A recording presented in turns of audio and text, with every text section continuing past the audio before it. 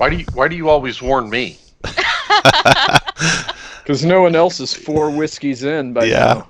No, it's just 2 doubles. Okay, this adventure takes place in Parnast. So here is a map. Because no one else is 4 whiskeys. There's a map of the areas around Parnast, and none of your guys' characters had played in any of the earlier Giant Adventures. Maybe some of you might have done the Giant Adventures. So some of you are here just because of treasure hunting in the Great Peak Mountains to the west. I don't think any of you did the caravan mission where you traveled across the Great Desert. So in all other respects, most of your characters are here because of faction connections who have asked you to come here because there is a hill giant war chief who is gathering an army of goblinoids, ogres, and other creatures in the Great Cloak Hills and is going to descend on Parnast and destroy the town. They need you there to help defend it, to help build up its defenses and maybe save the people there. Hey, Tom, real fast, why do I have to remove the satyr training? The satyr training wasn't available to your character. You didn't have the prerequisite story awards to get it. All right, so back in Parnast for some of you. Some of you are actually defenders of Parnast. So when you walk into the village, you're hailed and people know you by name and are very happy to see you return. But in general, you can see that the demeanor of the town is pretty downtrodden. The people walk around, heads down. The ones who do look at you look warily at all the weapons and bristling armor that you wear. You come to the Golden Tankard in town, and that is the only inn, or it's not an inn actually, it's the only tavern in town. You can see as you walk through the village that there's some makeshift shelters that have been erected here for newcomers, and there's some pickets for their animals. These must be refugees having been attacked by giants or the advanced armies of the giant. And a quiet gloom hangs over the village. You arrive in the evening, late, and you come into the Golden Tankard to find a burly man with prominent mutton chops bidding 3 men good night. 2 are militiamen, and the third is a short half-elf clad in worn furs. As the 3 leave, the burly man spots you approaching and smiles, apologetically saying, "I'm sorry, friends, but the tankard's Oh, on second thought, would you be interested in some work?" Looking at you expectantly. What sort of work would this be? Please, gather around, have a seat at the table here. Let me get you some food. He calls his daughter over, who some of you might have met, Elspeth. She makes sure you guys have some food. And Ragnar introduces himself. He says, "My name's Ragnar, for those of you who don't know me." He recognizes at least... Who's a defender here? I think Malark is a defender. Smokey is. Smokey's a defender. So he recognizes you two from having saved the town from some advanced armies. I don't even know what to say to that. They have drivers. Mine do. Mine has its own Corsair utility engine that I can bring up. Dan, you might not be muted when you think you are. No, not that I know of. All right, so Ragnar introduces himself and asks... he already asked if you'd be interested in work. His daughter Elspeth brings over some cheese and ale to tide you guys over. And he explains that, well, I've been scrambling to organize a defense. Is it cube cheese? If you want, it is. Just for you. Take some of that. That's right. I've been trying to organize a defense to this town, but I'm encountering resistance and ill fortune at every turn. I suspect foul play, and I think that Gundolin Cartwright may be involved. If you can help me investigate and bring what you find me, I can reward you with 50 gold pieces, I think each. Maybe not. I'll have to look at the end of the adventure. All you need to do is stick around the town for a day or two and try and find out what's going on. And while he's talking to you guys, someone knocks on the door to the inn. Elspeth goes over and answers it, and there's a young man waiting outside. And those of you who played in 5.3 and invited guests recognize the young man as Wallace, who is the Cartwright's son, and the Cartwright is Gundolin, who Ragnar just said he suspects of foul play. And Wallace had gone off into the wilderness, and you guys rescued him back in 5.3. And him and Elspeth have a thing going. And Elspeth turns to her father as if to ask a question, but before she gets a word out, Ragnar sighs and waves. Elspeth smiles, dons a cloak, and joins Wallace to sit and chat on the front porch while you guys talk inside the tavern. Ragnar tells you, every decision I make is second-guessed by Gundolin Cartwright, or one of his cronies. Gundolin and his friends are the most skilled woodworkers and craftsmen in the village, yet they refuse to work with me.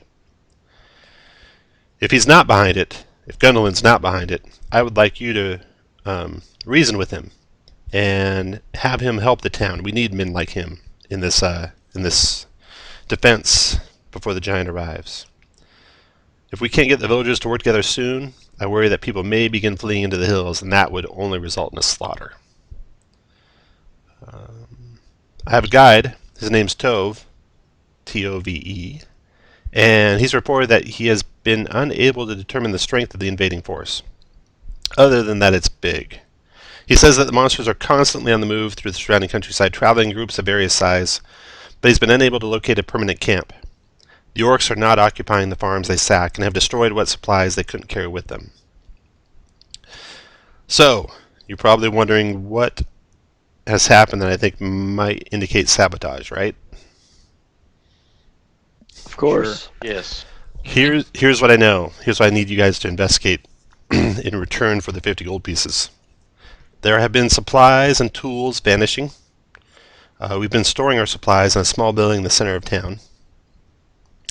The day after we completed a watchtower in the southern part of town, it collapsed. It killed a militiaman named Donald. I'm not a carpenter, but I'm sure it was sturdy. I think one of my men claimed he saw a light near the base of the tower just before it collapsed. And getting men to work to rebuild it has been challenging. They'd built the towers with materials scavenged from old Parnast. Now, rumors are spreading that the tower was cursed because of that strange light that they saw just before it collapsed. To make things worse, just this morning, the cart they'd been using to haul building materials from old Parnast broke its second axle in a 10-day. It had recently had its wheels and axle replaced by Gundolin. The owner took the cart back to Gundolin's shop. I don't trust Gundolin, but he's the only cartwright in town. So between our wagon axles breaking, between the towers being knocked down that we're building, and supplies being stolen, it seems like someone's trying to stop us from building up a defense in this town. If you could stay here tomorrow and investigate those things, I'd be much obliged. Do you have any other suspects? No, I don't. The only one I could see gaining anything from is Gundolin. He just doesn't want me to succeed.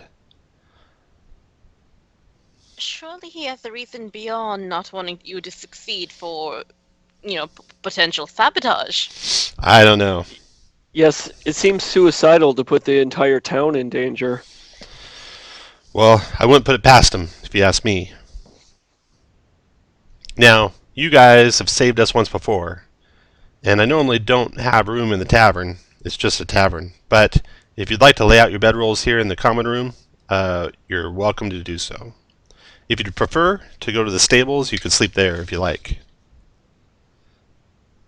Tavern sounds good.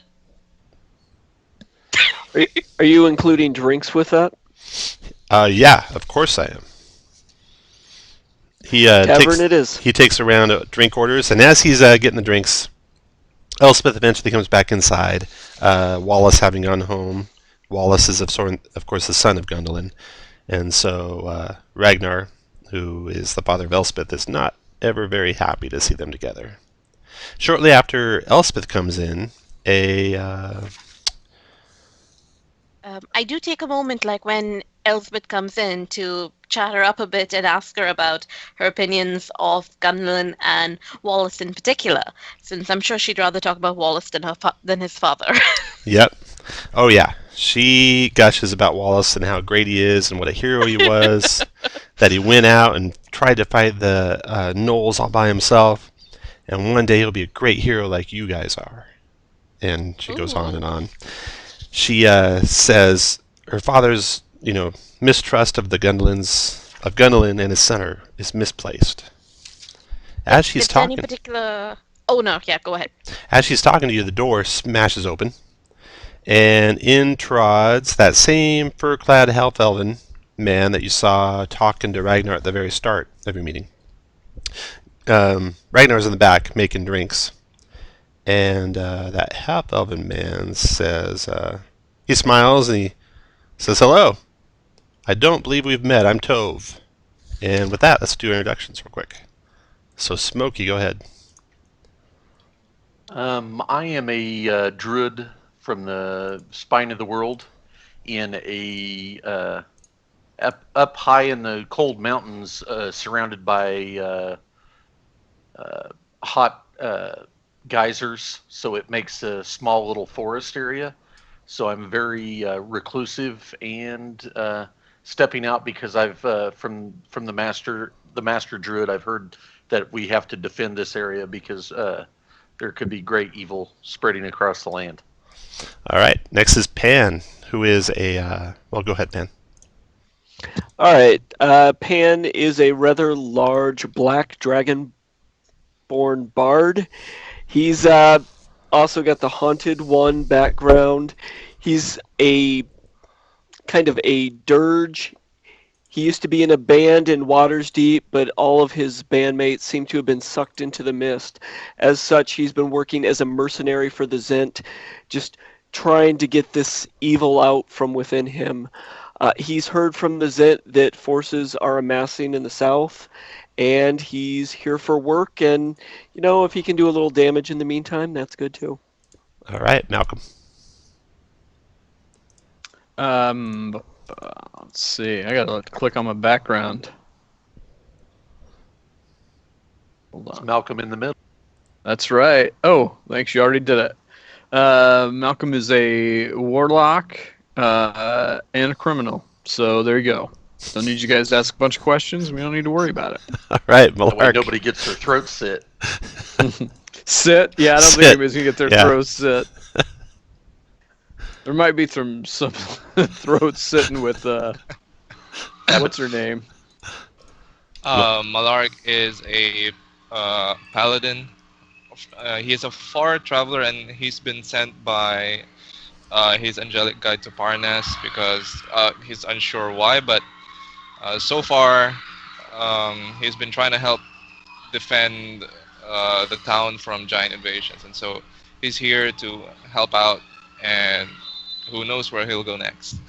I think the invasion started. Yeah, sounds like hear there's a it. whole army in the background. Yeah, we have, like, here in the Philippines, we have like fiestas, and yeah, there's like a tournament, a volleyball tournament nearby. All right, so Malark is kind of semi-angelic in appearance, and so is Arista. Go ahead, Arista. Yes. Hi, this is Gil. I'm playing Arista. She is an Asimar protector from the Ghost Street tribe, but she does a lot of work with the Lord's Alliance to sort out, those pesky land issues with the tribe. And in fact, she hasn't spent a lot of time with them lately, so she's kind of feeling like, I'm losing my roots here. And she doesn't sound very much like a tribe member usually does nowadays. So, yeah. All right, so that's your group. Tove, the scout, just walked in. Tove was the one who had been reported or been out scouting for the orcs and such like that. And he says, "What brings you all to town?" We're here to be of assistance. What she said. We're good. here to definitely work. we can use all the assistance we can get. You guys been scouting the lands about anywhere? You seen anything? He asks you about basically where you came from and what kind of if any humanoids you saw while you were out there and about. I heard you were the one scouting. How many days to the south are these goblinoids? Well, they're all around now. There's been a couple farmsteads razed to the ground, and I don't think it's not more than a 10-day before the main army attacks. So we need to make sure we get this town built up in time. Hey, I need to go talk to Ragnar. And he goes back into the back room to talk to Ragnar. Him and Ragnar have a short discussion. And then he comes back out and he says, well, sleep well. I have to go back to that stupid stables. They got like crying babies there. It's going to be a long night. Crying babies in the Mhm. stables? Yeah, all So weird. the refugees. They don't have any room to stay besides the stables? No, they have no room in the inn. There's no room in the inn. Guess who's in there? Baby Jesus. That's right. The stable, it hasn't been used as a stable for some time because about a year ago, when the Cult of the Dragon held this village, they actually kept their wyverns in the stable, and so no horse will go near that place. And so the town has converted it to a kind of a general common area for people who are visiting to stay. Oh, that sounds much more reasonable. Mm-hmm. All right. So, if you have nothing else you want to do in town, or anything, it's pretty late at night, so pretty much everyone's closed up shop. You can go to sleep and wake up in the morning. All right, Anyone want to do anything that night? So, if you want to do anything that night, you guys can discuss a little bit, that night before you go to sleep, what your plans are going to be for the next day. And if you want to do anything, go out and about, just move your guy up one line, and we can do anything you want to do. Also, it looks like the vote was 3 at +2, 2 at +0, so we'll do +1 for the challenge, which will make it you guys a normal party. What? I get some real concerns about Margin. Several episodes ago, it sounded like he had power tools going on in the background. Now it sounds like he's in a soccer match. Yeah. I don't know what the hell's going on. Serial killer. Margin, you got bodies in your freezer?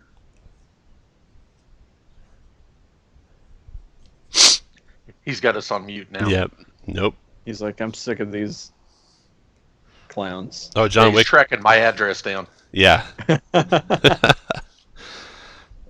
Would right. anyone like to take a stroll with me through town to perhaps check out this this collapsed tower or anything? Like just a short stroll.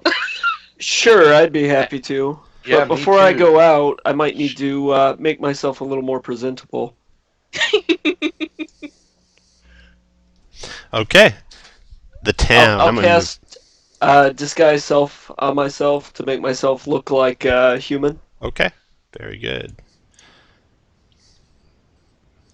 The town, moving you to the town map, is small. It's a small little village. And just south of where your tokens are is the tavern. And you're staying in the common room of the tavern. To the south of the tavern, southeast, is where the tower is. And it is actually in rubble right now. So you walk around the back of the tavern. Towards the center of town is a well. No one out there at night. Just cold and windy out as the wind blows down from the Great Peak Mountains through the village here. And it's overcast, so it's pretty dark, and it's kind of threatening rain in the air. You come around the tavern to the ruins of the watchtower, and you take a look at it.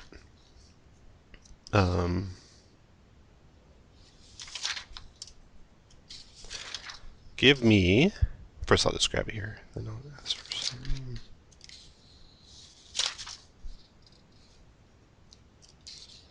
Alright, so the southern watchtower is a heap of broken beams. You see some dark stains on several broken beams. Closer look, and maybe a light spell. Anyone have a light spell? Or you could fire up a torch or something. I have I'll- produced flame, so I'll use that. Okay. I have the light spell. I'll Oh, that cast. will look better. I'll cast a purple light on my shield. Okay. It almost looks like a black light. Nice. Well, there are bloodstains. You're pretty sure of that. It just lights up the lower half of Kirk's character. Yeah. All the missing gray. He's glowing. You do find What have you bloodstains been up to? on several broken beams. So, searching through the wreckage, everyone making an intelligence investigation check. Oh boy. You don't find anything smoky. Arista, you do find something strange. Neither Pan, Malar, you don't find anything. Damn it. Hold on. I need to... Just tell me I don't have my character selected. Chris will spend a few minutes finding his character, Yeah. and he'll click on it. If you guys want to go ahead and take a break while I look for my character. Yeah, Arista found it. It's okay. So, Arista, you find a crowbar buried beneath the pile. Looks kind of out of place. Looks like it shouldn't have been here. Other than that, Might be external influence, perhaps. And I point out the crowbar. yeah. While we're doing this, I was looking around, and just in case there might have been some like like little rats or any animals in case I wanted to try to talk to anything that's not quite humanoid. You bet. And There's try. some rats scurrying around the tavern, that's for sure. So you can grab one Oh of them. yes, yeah. If any of them are like near the back of the tavern, I'm gonna take some time and like speak to them after pointing out that crowbar. You bet. So, Pan will point at the crowbar and say, "That's some curse they have here." yes, it is. I'm taking the crowbar. Speak with animals. You can communicate with beasts. You can find out info about nearby locale, monsters in the last day. You may persuade them to do a small favor if you're really kind. So what do you ask the little rat? Um, well, I asked them what they happen to see around the area, and as I do, I will pull out a ration and like feed them like dried jerky, and Awesome. like just to encourage them to be like, yes, this is not going to be a problem. I'm here for another day or two. Yes, there's more food where this came from. The rat's kind of sniffing and sniffing at the food, eating the food, and nibbling on it. And he runs over to the little crowbar, and he says, "This was blue." Oh, okay, As he guys, as he this kind of is puts his blue. nose on the crowbar, but it's not blue now. It's just iron. Okay, so that sounds like extremely magical influence. Mm-hmm. Hmm. Okay. And would they mind like keeping an eye out and like just hollering or running to me if anything really goes wrong? And that's Yes. my only favor I ask. He says, "Yes, And we will." and then if there is something wrong, go in a circle. Otherwise, I'll just feed you food when you come to me. Okay. They follow you around wherever you go right now. He does This is anyway. probably not good. I'll get into the tavern through the back door so Okay. that nobody's like freaking out about all the rats. Okay. So you carefully search the rest of the watchtower area, and that's all you find. So there's that one crowbar that the rat said was blue. All right. Is there anything else you want to do this night? That was about it. All right. You all retire to the tavern. Sleep peacefully. You wake up the next morning. Gather together for food. People start coming in from the village, cheerfully greeting those of you that have been here before and defended the village. And the townsfolk, as you guys are eating your morning breakfast, they're clearly frightened of what's coming. And let's see here. They tell you a story that several of the refugees escaped encounters with orcs. And one of them describes the orc. He says she was a huge female orc in full armor who wore tusks braided into her hair. And they killed people, but they seemed like they were more trying to take prisoners from the farms. And they screamed their battle cries. In common, if it was common, it sounded like bones for the mother, or 3 teeth. I don't know. Maybe it was orcish. I don't know. But that's what it sounded like. And there's some other stories, miscellaneous stories here and there about seeing orcs and such from the refugees. The people in town are just more and more alarmed hearing these stories. There's a few militiamen in the tavern in the morning in their breakfast, and they just eye you warily a little bit. One of them comes up to you, who had been around. His name is Ulrich. He was there when you guys defended the city, and he heartily shakes your hand, welcomes you back, says, "If there's anything I can do for you, let me know." Have you stumbled across any of these orcs that have been taking people prisoner? No. I know basically what they've told you. I overheard a little bit of what they were saying. That's all we've heard. We haven't seen any orcs here in town. Have you seen any giant action lately? No. Nope, haven't. Alrighty. What is your opinion of Gundolin? Gundolin. I don't know. He's okay. He doesn't like Ragnar. That's for sure. I think Ragnar knows what to do best for the village, though. Why do you say that? Well, he used to be a soldier, too, like us. He knows what it means to, fight and defend one's village. That does So- make sense. So if you were attacked, do you think Gundolin would turn tail and run, or do you think he'd help the rest of you? I suppose he'd probably help. I don't think he'd run. I don't think he'd give up or anything like that. So he's not a coward? I don't think so. Hmm. Now, while you guys are having these conversations and finishing up your breakfast, you hear a commotion outside. You hear villagers shouting for help outside the main door. Oh, do you better wanna go do? check that out. All right, you go rushing outside to check it out. You see the villagers gathered around. There's some just over to the west, like right over. I'm gonna move Malark where it's happening. So Malark's where there's a commotion of villagers there. Between these two buildings that Malark's standing between, there's been basically some like fencing set up, and some horses are there. Probably horses from outside the village originally. And when you arrive on the scene, you see 3 afflicted horses. 2 lay on the ground, one trembling violently, and the other one that looks like it's dead. There's a third horse on its feet, staggering as a farmer tries to steady it.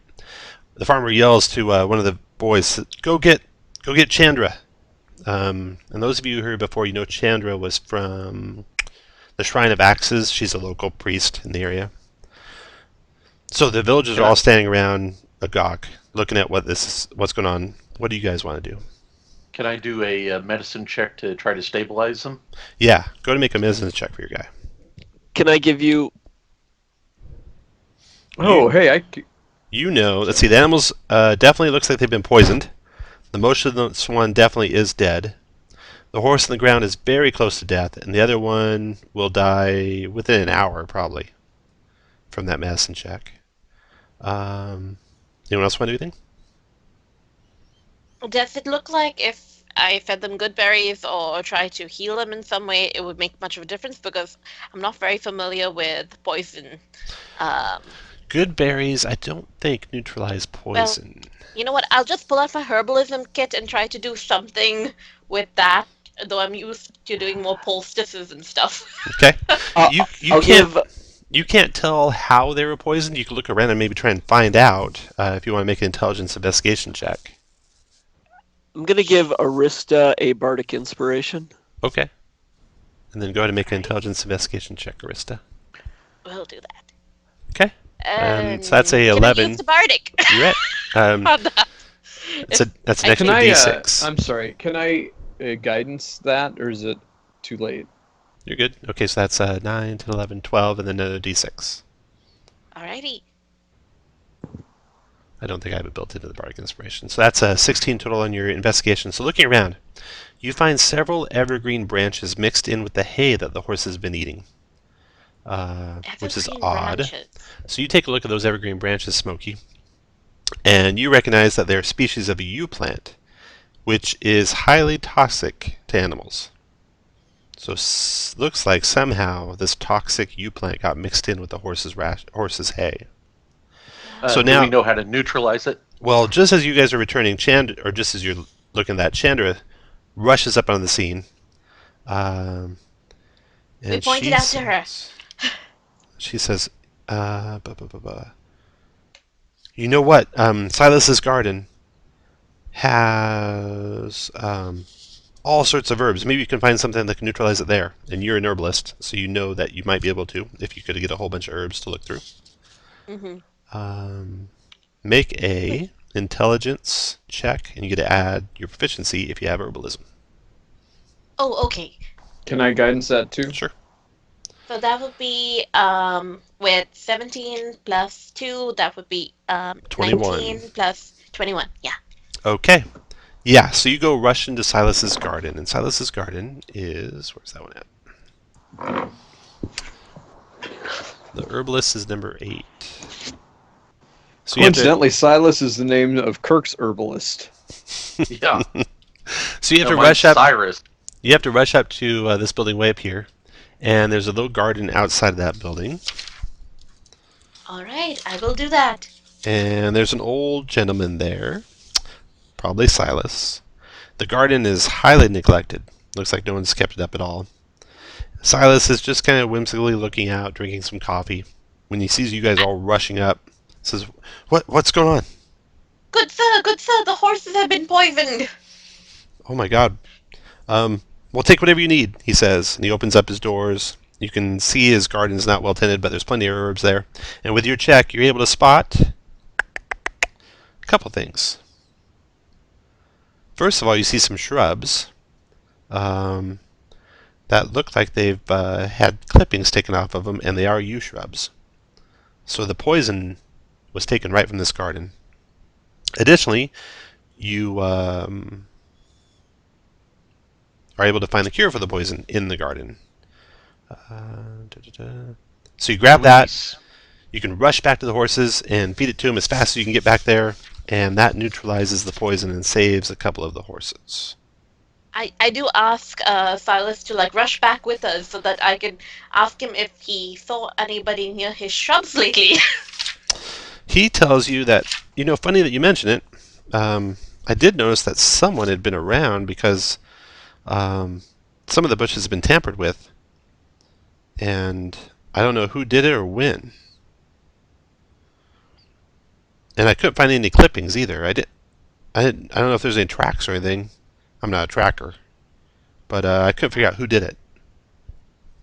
Yeah, can we go check for anything that might have been left by whoever clipped You the bet. yew?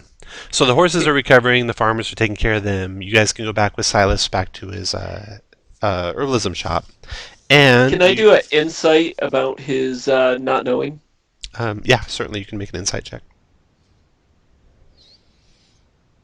You think he's being truthful, Pan. So do you, Smokey. Okay, so you get back there. You guys can make a wisdom survival check to see if you can find any kind of signs of tracks leading away from here. I Oh, and I'll guide give. Who's got the best? Smokey, alright. you make Kirk, it. I'll give you guidance. So Smokey, you make it. You find some tracks. There are booted footprints in the garden. They lead out of the garden to the north, back behind the building. You're able to track them. They circle around past the trees, and then they turn and go along the perimeter of the town, eventually leading you right over to Gundalin's Cartwright shop, which is... So I'll just kind of take the Black Dragon here through where the tracks lead. So the tracks lead behind the building, and then they lead around these trees here, then across the street, past all these trees, and then right into the back door of Gundalin's Cartwright shop, which is over here. Convenient. Yeah, strange.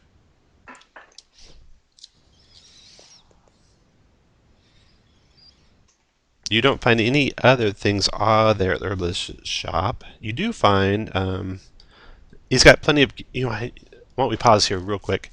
Before the adventure started, if you want to buy anything, go ahead and buy anything, because things in the adventure might cost more or might cost less. So does anyone want to buy anything like potions of healing or anything like that before they start? I'll buy 2 potions of healing. Okay. Hold on, I'm gonna see how much money I got. I'll do the same, actually, yeah. I think we should go in the front here, and we can see if somebody is making us think he did this, or if we go in the front, we can always check his boots and stuff like that to see if he's actually the culprit. How much is a potion of healing? 50 gold. Oh, yeah, I'll buy 3 of those. Okay. Now, once you're back in town, this is what you find in the herbalist shop. The shop's almost as neglected as the garden. There's just a little few supplies left. There are a couple of small bottles of pungent liquid called Silas's Wake-Up Sauce, which he says is a remedy for hangovers and intoxication. And it's 10 gold pieces per vial, and there's 2 vials if anyone would like to buy one or both of those. I might be needing that. You can buy both. Yeah. If I'm no one hitting else the wants any. sauce a little bit hard. All right. So now you want to go to the Cartwright shop through the front door? Is that your plan? Or knock Yeah. on the front door, see what he's doing? Yep. Okay, so in the morning at the Cartwright shop, most everyone in town's had their breakfast. There's been the big commotion about the horses and more gossip spreading about you guys. The Cartwright's home is a squat building located behind the stables on the northern end of town. There's a sign posted out front depicting a horse-drawn wagon, and wagon wheels are arranged in orderly stacks on the front porch. In the morning, you see Gundolin. He's here watching his son Wallace work a lathe to craft some new axles, it looks like, for carts. And so you recognize Wallace right away. Gundelin, he's unremarkable. Just a balding human man in his mid-50s. He wears what remains of his hair in a long gray ponytail. And the scent of sawdust lingers in the air about him and his establishment. Does he have boots on that match the prints? Let's see here.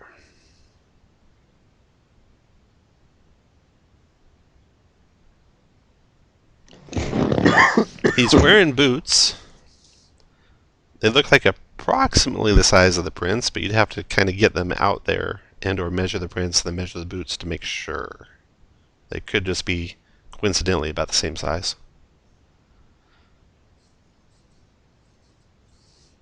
Let's strike up a conversation with him and ask. We'll try to quiz him a little bit on his what he'd been doing the last day when this Sure. was going. Yeah. Smokey, hi, how you doing? He says to Good you. friend. Yeah. Well met once again. Yes, well met. I'm glad to see you back. We need heroes like you in this town right now. Yeah. Did you hear about the horses being poisoned? Yeah, something's going on. I think Ragnar intends to pin the blame on me, though. What makes you think that? He doesn't like me. You know what, though? If you can bring whatever you find during your investigation to me instead of Ragnar, I can pay you 80 gold, either total or each. And hey, I'm on your side. Whatever you guys need, whatever help you need, I'm willing to help. So what do you have against Ragnar? Well, you guys know about the Cult of the Dragon, right? You saw that. Oh, one thing about Parnast that's just pretty strange is there's this huge crater just south of town. It's like a mile in diameter. And I'm sure you've asked about that in your travels here. And the locals told you that's where the Sky Castle was. And Gundelin tells you Ragnar, he sided with the cult. He was a stooge for those guys. He did whatever they told him to do. And I don't think he's good for this town. You think he's going to betray the city again? Oh, at any opportunity he will, just like he did with the cult. He's in the military. He says all that, but he never says what he did. Could I insight check him? Sure, go ahead. Yeah. Okay, never mind. What did Ragnar have to gain from poisoning the horses? I don't know if Ragnar is involved with the sabotage. So I don't think he would have anything. I'm just afraid he's going to try and pin it on me. Why is the blood so bad between you guys? Why can't you guys get along? He should be run out of town.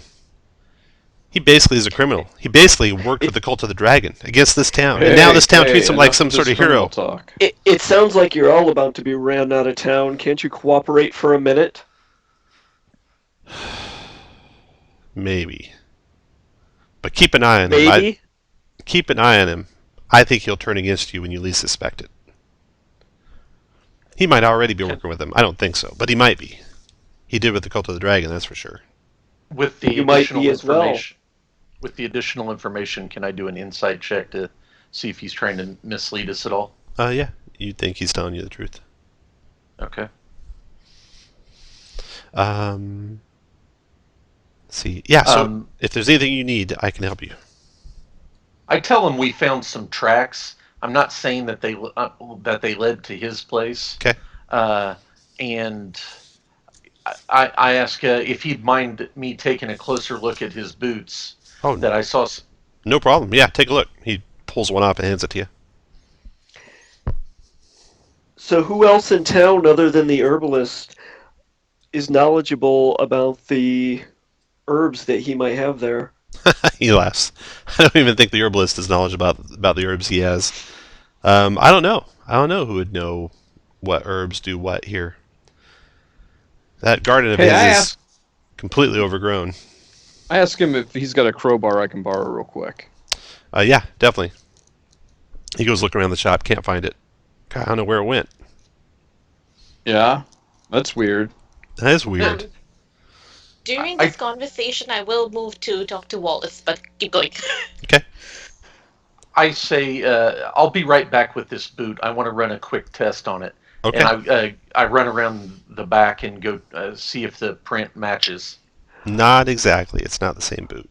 There's some While high-tech he's CSI going on here. No, there is. while he I go back well and hand him his boot back and say, I think you may have there may be something to what you say about Ragnar. I'm going to go have words with him. Okay. seems like your craftsmanship has been rather shoddy. I heard that the axles of the wagons you built have been breaking. And I'll kind of lean in and press hard on him. Are you sure you're not sabotaging anything? Those axles broke clean, as if they'd been intentionally damaged. My craftsmanship is the highest quality. Mine would not break like that. Did Again, they someone is trying to pin the blame on me. did they bring the axles to you for repair? Can we have a look at them? You bet. He invites you into his shop area there, says, look around, take all the time you need, and he shows you a couple of the axles that they brought back. Any of you got like proficiency land vehicles? I think some of you do. Maybe some of you do.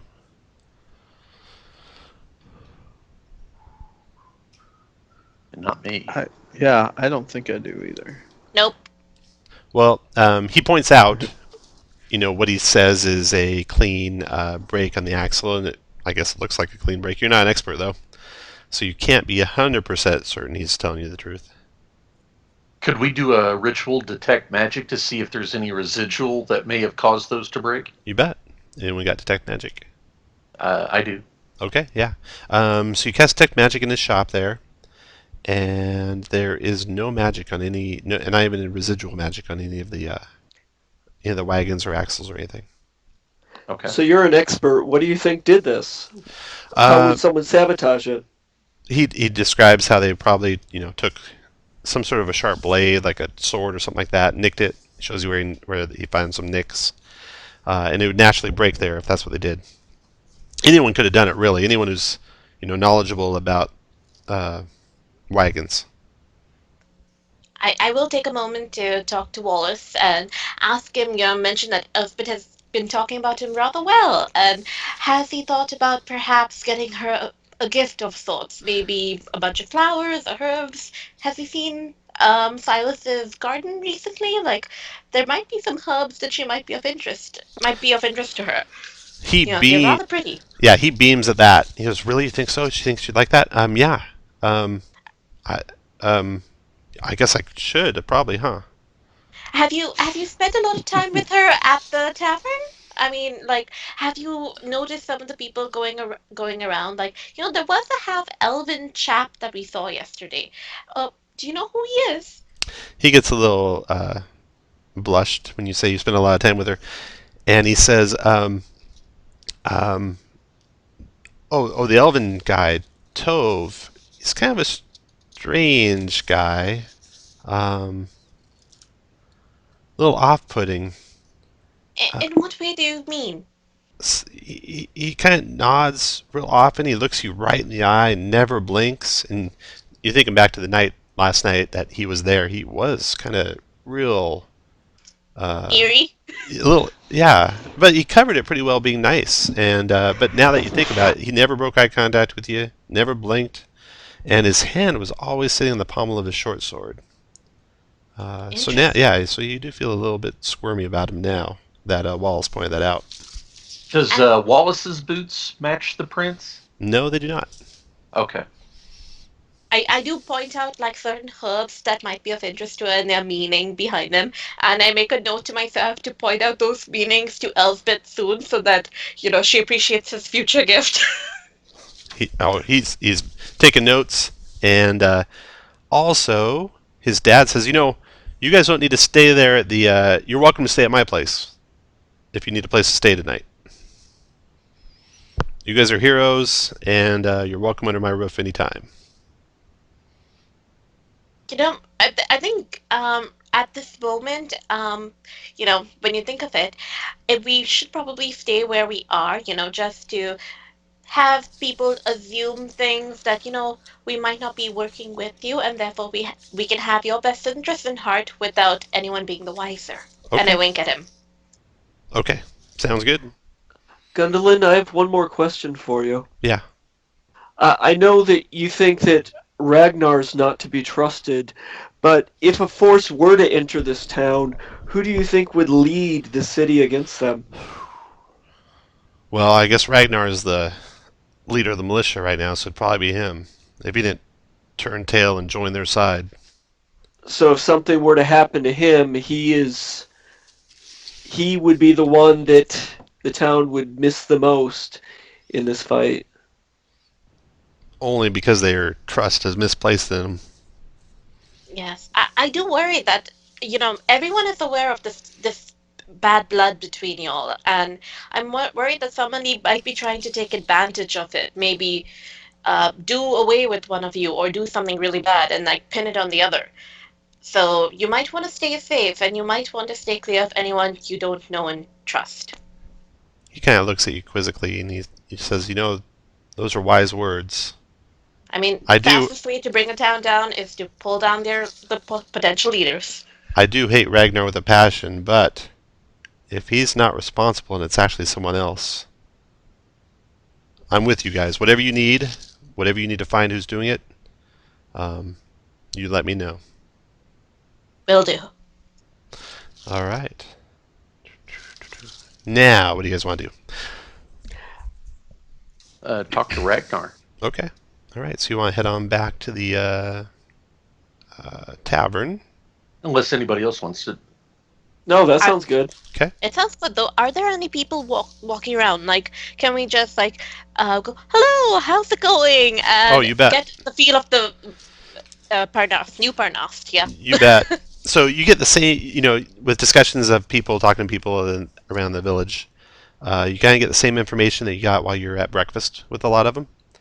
And you get the same feeling of how scared they are of what's coming, how much they're depending on the militia, which consists of 12 men in total, to defend them. Aye. Yeah, so it's not going to look good when the giant gets here. Let's see, some other places in town. You got the Cartwright shop that you've been to. You have the Silas's herb shop, where the herbs have been taken, and then there's tracks back to the Cartwright shop, right at the back door of the Cartwright shop. You got the Crater, which is southwest of town. You got a smithy, which is across from the stables. You got a trading post, which is run by the little enterprising halfling named Calder. That is number, let's see here. Let's say 7. That's 7's the smithy. Trading post is actually on the town square. It's number 3, I think. Oh no, that's the Shrine of Axes. Number 6 is the trading post. So it's that L-shaped thing. You got the Shrine of Axes, which is where the priestess Chandra Stoll is. And then to the north of town, you got Old Parnast, which is where the Zentarum used to be, and that's lying in rubble. And that's it. So, you want to go talk to Ragnar? Sure. Okay, so back to Ragnar. He is eager to find out, what you did you find out who could have poisoned those horses? Now, out of character, I almost say exactly what we found so far, and that maybe they're being led against each other to weaken the morale and the leadership of this city or town. What do you guys think about that? Seems fine to me. Yep. Okay, so we relay the events. Okay.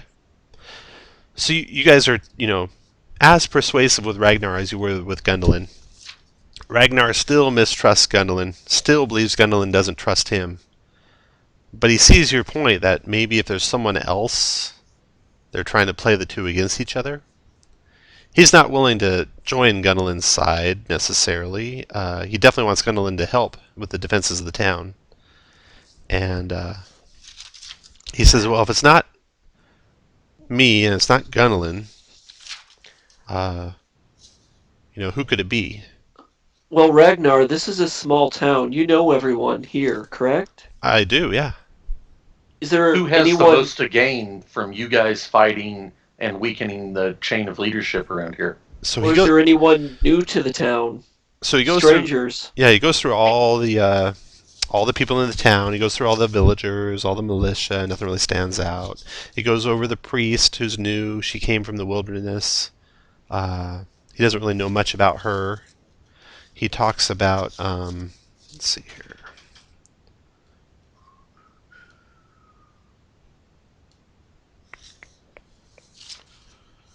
Let's see here.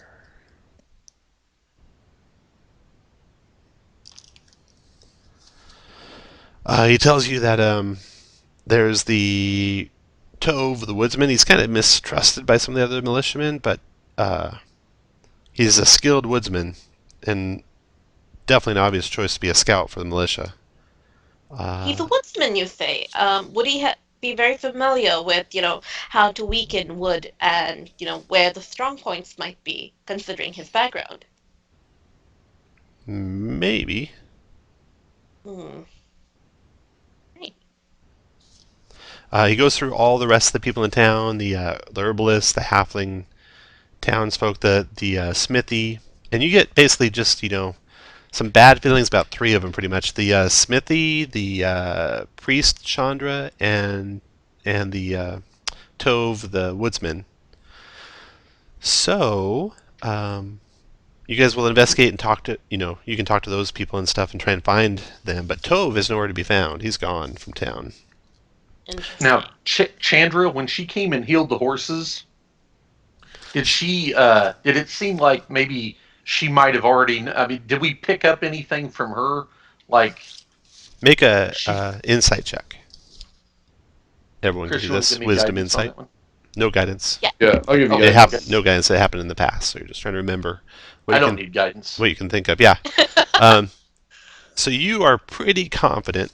You had met Chandra before. You know she's a priest of the four-faced god.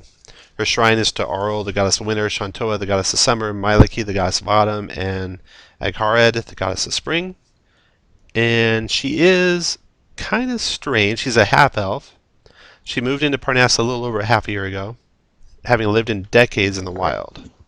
So you might, connect with her the most of anyone, having come from the wild yourself.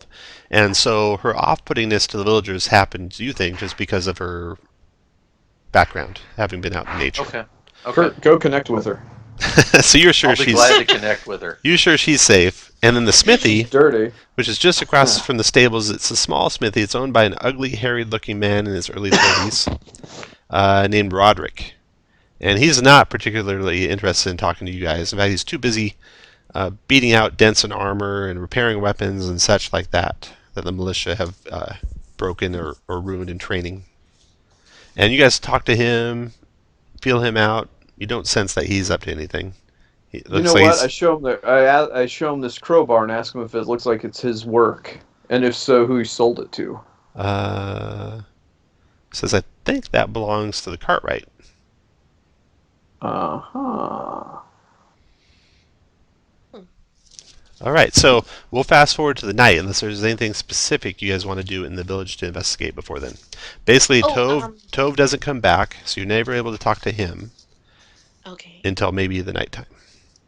And I did have two things I was wondering about. Like Chandra, the thing that was off-putting about her, did it have any connection with like keeping eye contact for a lot of time?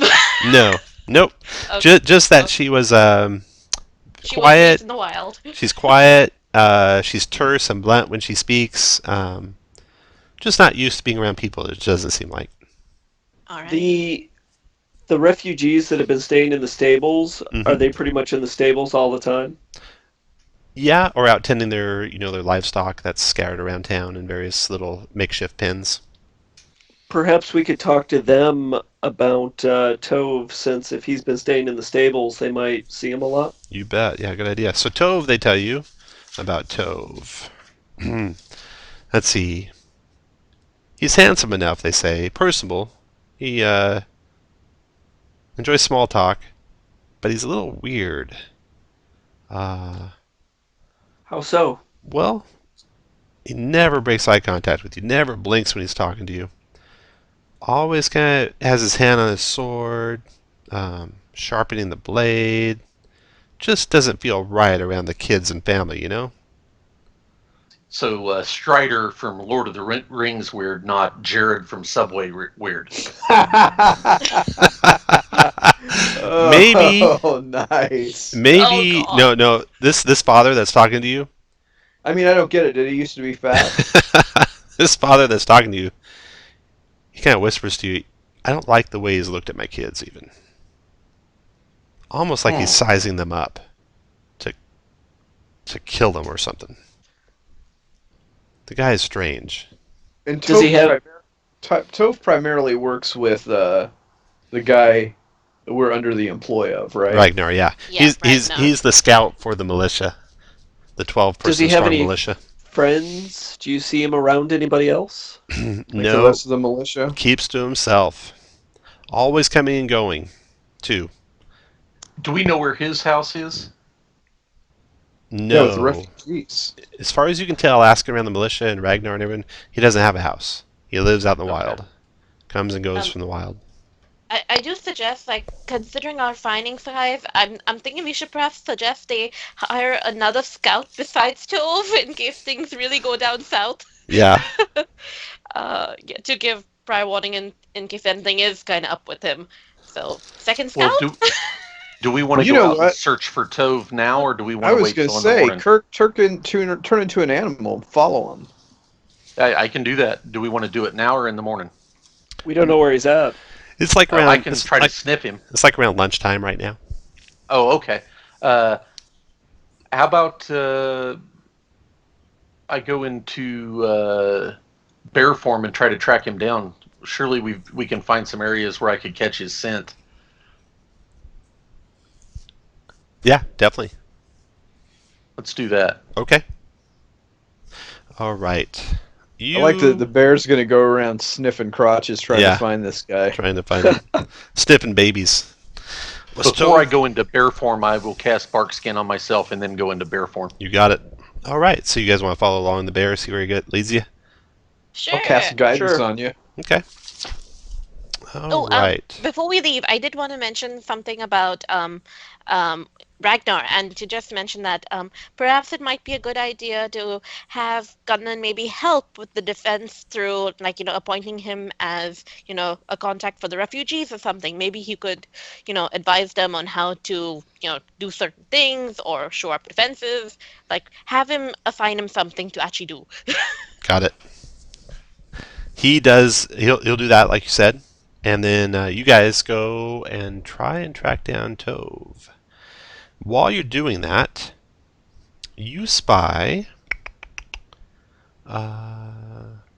Wallace leaving the back door of his Cartwright shop. You guys are basically coming around the stables, having gone through the stables, trying to pick up Tove's scent. Then you're going around the northern edge of the stables, and as you're coming around the very tip of the northern edge of the stables, you see Wallace heading off into the wilderness towards the little copse of trees out there. Make a wisdom insight check. Huh. Arista, you think he's acting suspiciously. He's periodically checking over his shoulder as he moves away from town. Everyone make a group stealth check. See if he notices you guys. Smokey, you're good. Malark, you're good. Need one more. Hold on, I'm And no, coming. I was Arista, getting you're more good. coffee. All right. Malark is not good. Yeah. Yeah, Oh, armor, it's a yeah. disadvantage. Okay. Well, then Malcolm saved you. Okay. You duck back behind the building in time before he sees you. And now you're going to have to follow him kind of closely or else you'll lose sight of him. So you'll probably have to make more stealth checks to follow behind him to see where he's going if you want to try and follow him. I will cast Pass Without a Trace. Oh, very good. Okay. You have no difficulty following him into the trees. And in fact, you can follow pretty closely with that spell going. So make a wisdom perception check. Everyone can do this one. No guidance. Malark, you hear something? Malcolm, you hear something. Arista, you hear it. He is whispering Elspeth, the name of that girl that he's seeing. And let's see, anyone beat it by a mile? Malcolm beat it by a mile. I feel Malcolm. dirty doing this. I know. You hear And him. somehow appropriate. I get out my camera. You hear a murmured response. It sounds more like nonsensical utterings than a language. Make an intelligence check, Malcolm. Well, here's where. Can I guidance myself? No. I would guidance. No, it just happens instantly. You heard it. You didn't have time to cast a spell. All right. But with your skill in Arcana, you think it's a spell being cast. In fact, you think it's a sleep spell. So I think it's being cast. Well, can I probably can't tell where it's being cast towards, can I? No, but you guys can kind of try and sneak forward and see if you can see what it is. Now I need to make a DC 16 group stealth check. I think you're plus 10 with Pass Without Trace, right? Mm-hmm. Okay, Yep. so everyone make a stealth check. You get plus 10. Smokey's 1, Lark's 2. Ooh. Pan fails, Arista fails, Malcolm succeeds. So there's 3. All right. You enter the stand of trees and see Wallace face down amid the pines. There's a hooded figure crouching nearby, unaware of your presence. He's crouching over Wallace. I charge up. Awesome. All right. I'm gonna just we'll just do this kind of on the edge of the I'm gonna town. call out Elspeth and see if they respond. Smart. I'm gonna cry out, Jared. So Smokey's plan is just to maul whoever it is, and your plan is to find out if it's Elspeth first or not. Because I'm Probably like lovers. Oh my god, this will end so badly. Probably a good plan to find out if that's Elspeth or not. Okay, so I'm just gonna move you guys kind of the edge over here. Pretend like those buildings aren't there. You're heading west, and the hooded figure looks up as the bear charges, and you see it is Tove. Ooh. Yeah. Uh-oh. So let me see here. Tove is okay.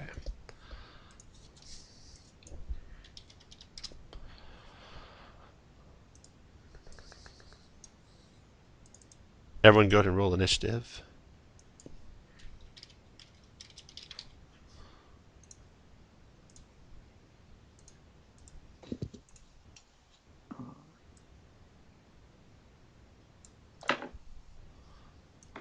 Tom, if you rub my token, it'll make it bigger. I've heard that before. That's all Tove's trying to do.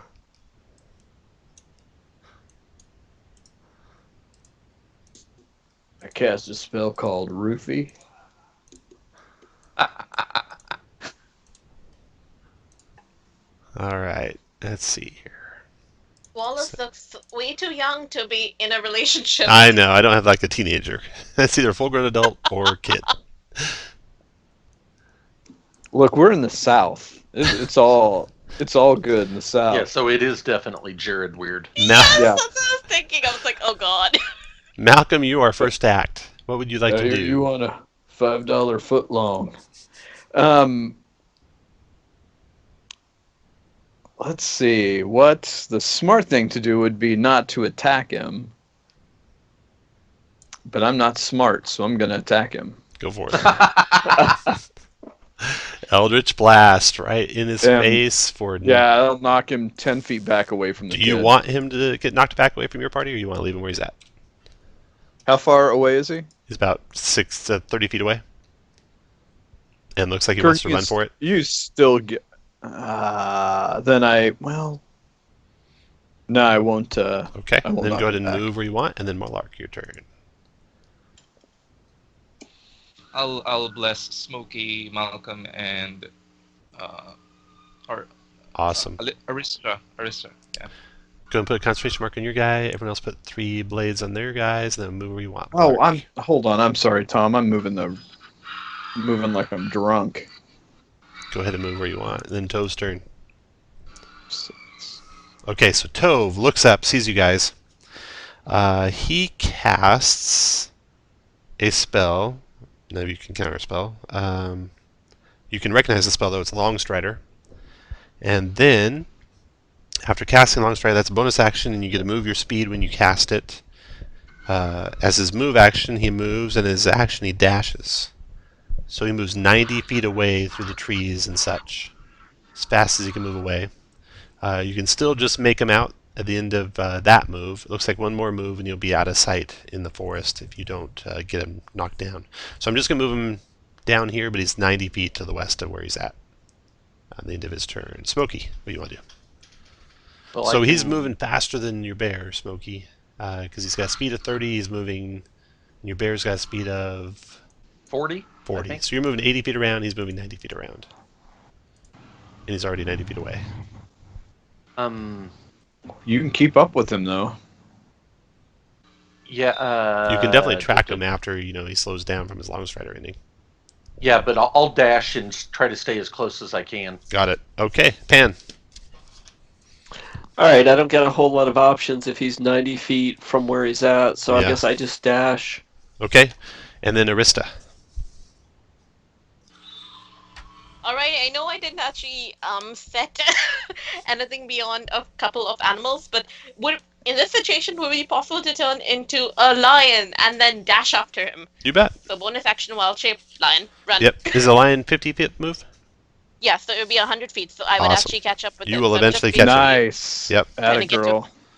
And let's see. She's the smart druid in the group. She is. Why don't you? I hope you're writing some of this down, Kirk. In my coloring book. Yeah. Yeah, All when right. his turn comes around again, I want you to just go ahead and make Kirk's decisions for him.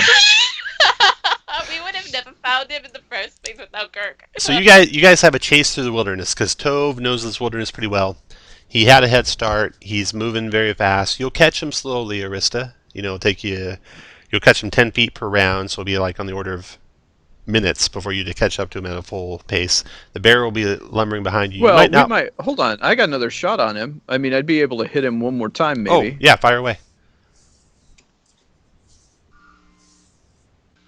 Oh, you do And- hit him for 6 more. Yeah. Okay. Yeah. So he's badly wounded, it looks like. Who else has a ranged attack? Pan, you got a ranged attack you can hit him with?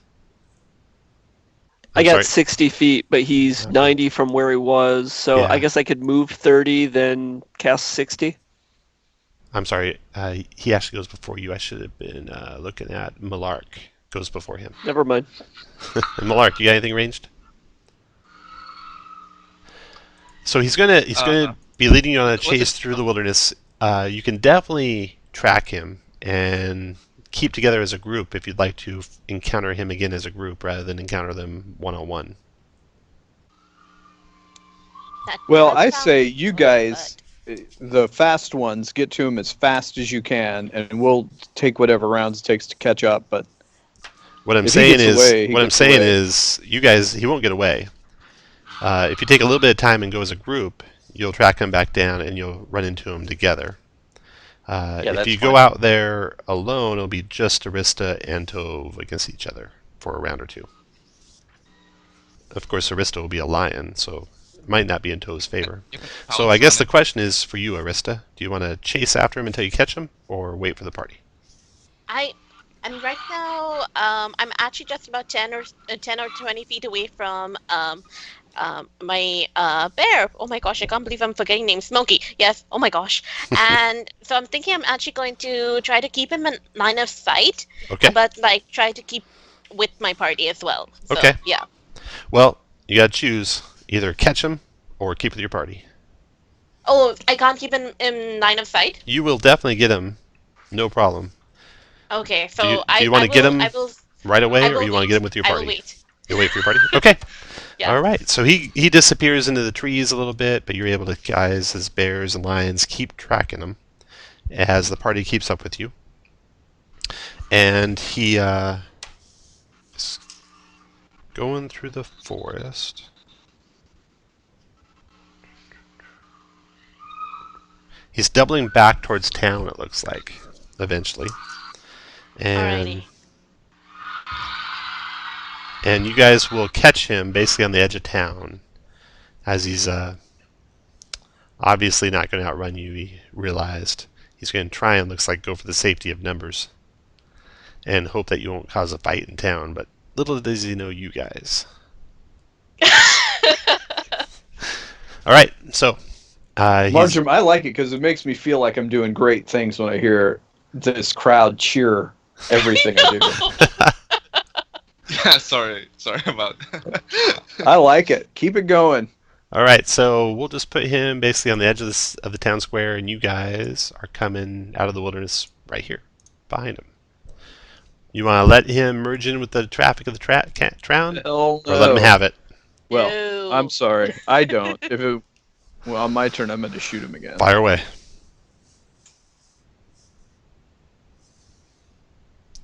All right, he ducks that damn it. malark. Go ahead. Does would bless hit him? And the bless will be over by then. Whatever. Not the bless I have. I know. I'm a believer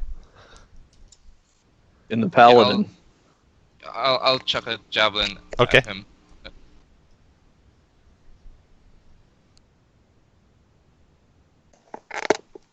That's the farthest I can get, and Could I go up and swipe him non-lethally? Shit. Bear He just slap. got pinned on the ground. He's still alive, and yeah, your bear can just pin him down to the ground. So you guys take him, capture him alive. Mhm. All right, you got Tove alive. Now you guys kind of left Wallace out there unconscious in the wilderness. Wait, what? Well, Oh, shit. he'll be all right. You He'll might be want all to go right. back and get him. He wakes up from the sleep, wanders back into town. So you can go ask him what was going on, why he was going out there. If you like, anytime you want, you can. We'll go Search ahead Tove. and cast that black light on the shield again, just to see Yeah. exactly what Tove was doing out there. You can know search. what You can search Tove. You can search, or you can talk to Wallace. So which would you like to do first? Could we drag Tove to Wallace's house as Yeah. long as we're going to interrogate? You bet. So you take Tove to Wallace's house. So. And I get out the crowbar. Oh, you have the crowbar. Oh yeah, this Gundelin's we're like, hey, going, that's my crowbar. yeah, Kiefer Sutherland 24 on Tove. It's time for a little interrogation. All right. Tove says, Kirk, this is what I call a tune-up. Giving him a taste. Yeah. okay. Tove, he begs for his life. He says, please don't kill me. I'm only doing this because Karota has my mother. Who's Karota? She's an orc war chief. She captured our cabin, took my mother prisoner. So what have you been telling him? So you're scouting for the orcs now? Only to save my mom. Here, look. He pulls out a little bag, which has a female Inside human finger in it, wrapped in cloth. Ugh. And he says, she gave me this, that orc, and he uses some profanities. And also hands you a note. Let's see, I think I have a copy of the note. Can I do an insight on all this? Yeah, that's what I'm trying to do.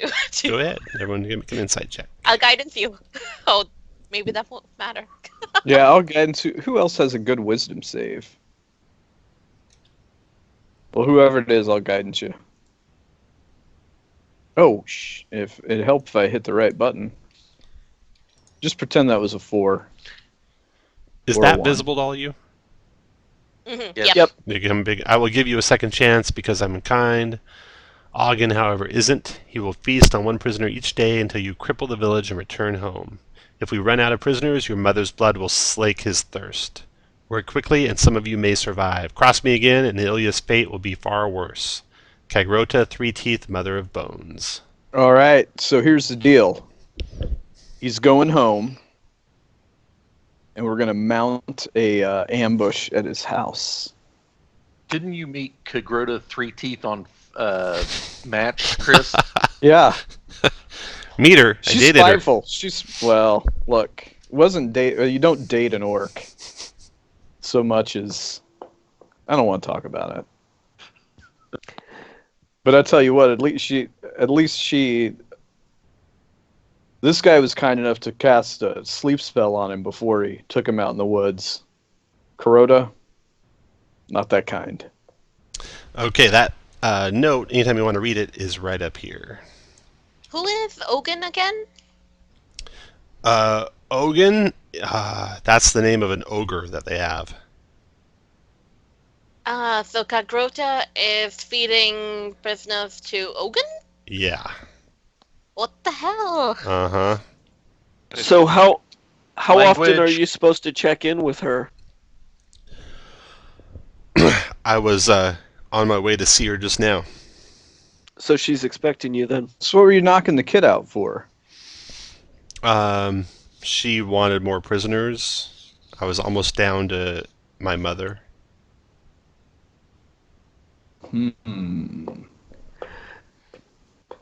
So cripple the village and return home. So you're trying to set them against each other. Cripple the village and return home. I'm just trying to do what she said. Return home is my home. That's my cabin where they're all at. I can take you there if you can kill them and free my mother. Well, yeah, for sure we can. Well, we can. That sounds like an all right plan. Here's what I'm thinking, though. Maybe we go in as his prisoners, and then, or at least, okay, not all of us. Those that don't carry a weapon. So the two druids I'd be fine with that. and Or me, ho- and then you guys be outside. He takes us as their prisoners, and then we just turn it on and turn it up right then. Or we knock his ass out. Sorry, language. Tie him up. Leave him here. I take his form, and we go into their village. That sounds even Well, better. Well, I like And it. you got to First of say all, something a lot worse than that for us to yeah, hear that. you're never gonna have. Yeah, don't worry about apologizing for language in this crowd. The thing is, Gail's a nice lady, so maybe Oh, I you need to curse apologize to her. The rest of us are pretty immune.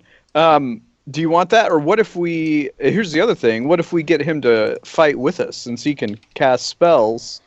He might be able to help us out. I mean, we want the same end game. Do you trust He him? wants his mother back. Well, I mean, he's just doing this to get his mom back, is what he's saying. I don't know. I mean, So was Norman Bates. yeah. Just a boy that loves his mom, Kirk. I don't know why you gotta be so hateful.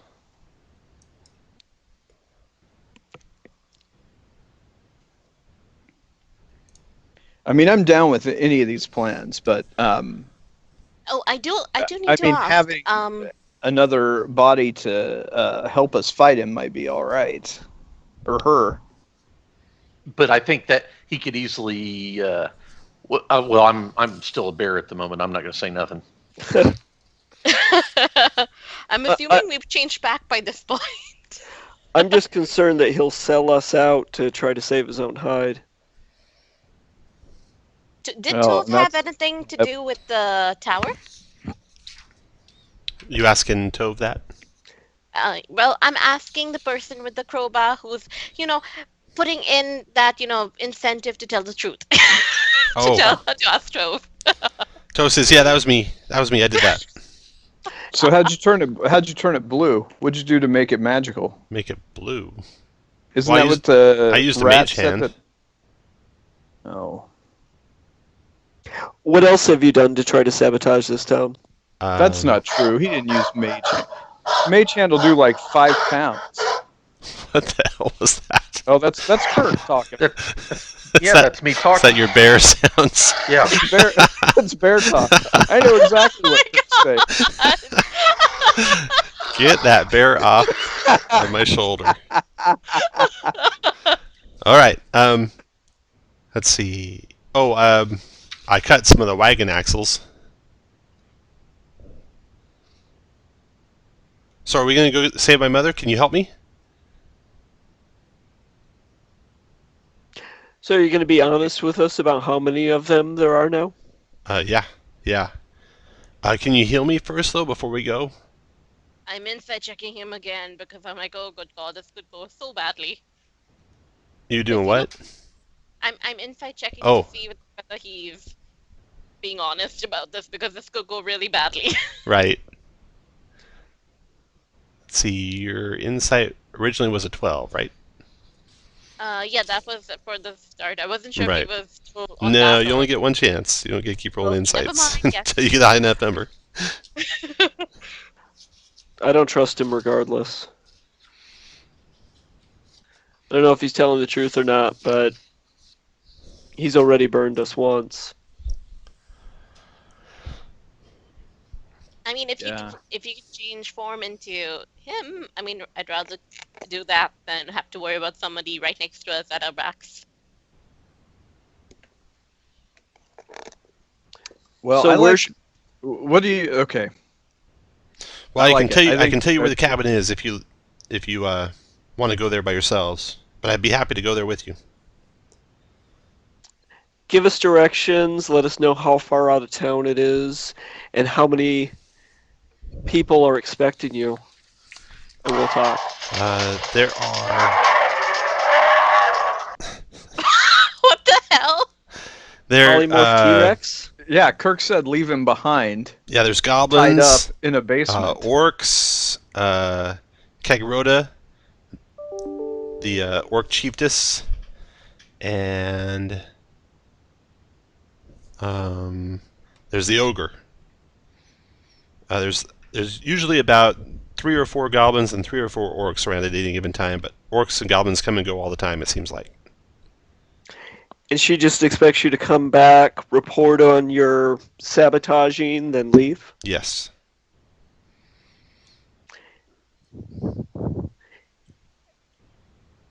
Oh, damn it. And he gives you directions on where the cabin is, and you think it would be about mm, 3 hours away, so you could get there before nightfall. Probably get there about 5 p.m. I think we need to talk to Ragnar before we leave. Okay, yeah, remember, Ragnar was going to reward you guys if you brought him information about who was sabotaging the place, and so was Gundolin if you brought the information to him first. You know what? Imagine- Let's bring the information to these guys all at the same time. Let's bring them all together because it turns out this could just be a I mean, it may mend fences between those two guys, so we get that out of the way. Well, if Why we don't did we this go at by- Gundolin's house, then he's probably pretty well aware of the situation at this point. I'll That's still let true. you guys decide as a group. Should we So, perhaps if you'd go like by to Gunman's place? notify them both first, stay on the line you're at. If you'd like to notify Gundolin, move up. If you'd like to notify Ragnar, move down. Assuming I'm you know where you thinking guys we are should walk past Gunman's place and inform him that we need to have a meeting with him and Ragnar, and then motion towards Tove. So you're saying you want to inform both at the same time? Well, basically, tell him he has to. We have a meeting, and then point towards Tove, and then give side eyes, like yes, this is the guy, and sort of like yes, we're informing Oh, you okay. earlier, but we're going to need to go to a meeting now, all together now. All right. Looks like the consensus is you'll get them all together and tell them both at the same time. Alrighty. So, when you do,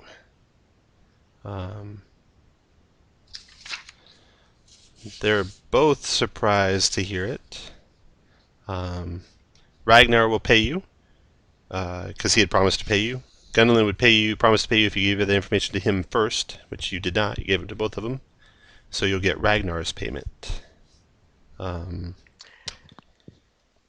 have manacles. Can I put Tove in those manacles? Yes, and Ragnar will put him in the irons inside the tavern, and he says he will look for your return and wishes you Godspeed and great success in destroying the Orc Chieftain. I'll go back to human form since it'll take longer to get there than I can go in bear Okay. form. So. So do you guys want to go today, get there that night, or do you want to go the next day? Well, when is she? Well, we need to find out when was she expecting Tove to come to her again. He says that night, and she was expecting a little boy to be with him. That's why he was taking Wallace. You So know, we need here's to go the other that thing. night. So if we don't, hold on. What if we do take Tove with us, and then instead of assuming his appearance, you assume the little boy's appearance? Is that possible? I think with disguise self, I won't be able to make myself look that short. Well, if we cut off Tove's legs from the knees down, then he'll look like a boy.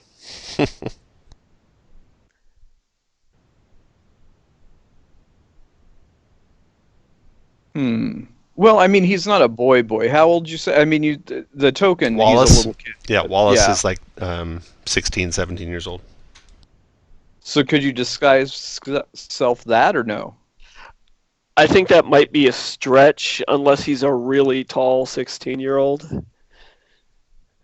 Because I'm a pretty big dragonborn. Yeah. It's well. I mean, I'm not. That and I think I'm You do against whatever you bringing want. Like, Tove. yeah. I mean, if that, I didn't know if that would work or not. Like, if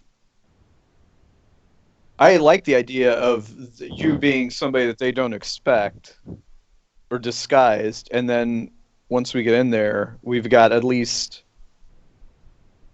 best case scenario, we get a surprise round. But I don't know. I don't like the idea of bringing Tove. I feel like too much Yeah, could he go could wrong. he could backstab us if he sees All right. his mom in danger. I'm worried about being surrounded by them at that point. Have no fear, the bear is here. Amen. All right, you ready to go? You will Yeah. arrive at I mean, the other thing you guys should know about me is I am also a powerful necromancer. You will arrive at the cabin about 5 p.m. if you want to go tonight. You going tonight? I think we need to in order to keep this Uh-huh. ruse up, don't you? Something Do we would want to definitely. go tonight or do we want to go sooner? I mean, you can go Well, right now. we're- Yeah, that's what I right meant. now, You'll get there yeah. 5 p.m. if you go right now. So, assuming you are, I'll move you to the map where the cabin is. You'll be approaching from the south, trying to stealthily approach so you can see what's going on. And this is what you see.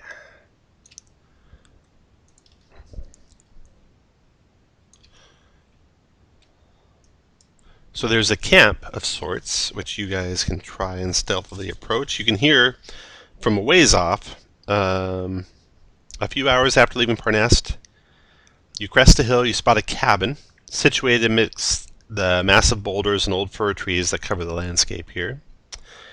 And it would be idyllic, this cabin, if it were not for the screaming sounds coming from within it. Human screams. So you want to try and stealthily approach as fast as you can. If you do want to do that, you'll have to make a group stealth check as you close on the cabin. Once we get within like hearing range of those screams, I would do my last pass without the trace for the day. Okay. And use my last second level spell slot. Okay. And I'd disguise self at that point. Okay. The trees, boulders, screaming prisoners probably provide you guys enough cover for you to easily get within 60 feet without even making a check. Beyond that, to close within about 30 feet, you'll need to make a DC 13 group stealth check. So we're going to make that.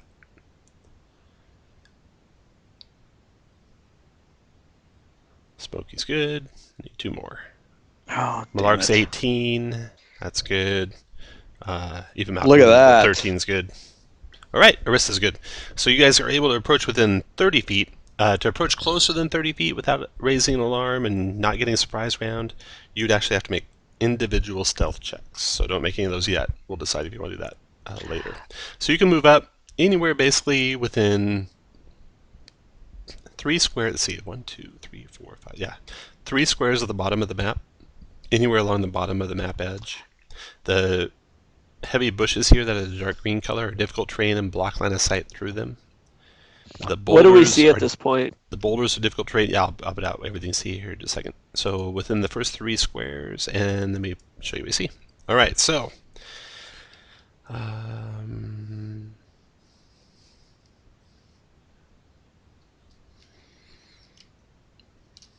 you see some goblins. There are Or no, you see orcs. There's one goblin by the campfire. He's just kind of looks like he's getting a poker hot on the fire. And you see some commoners in a cage behind him.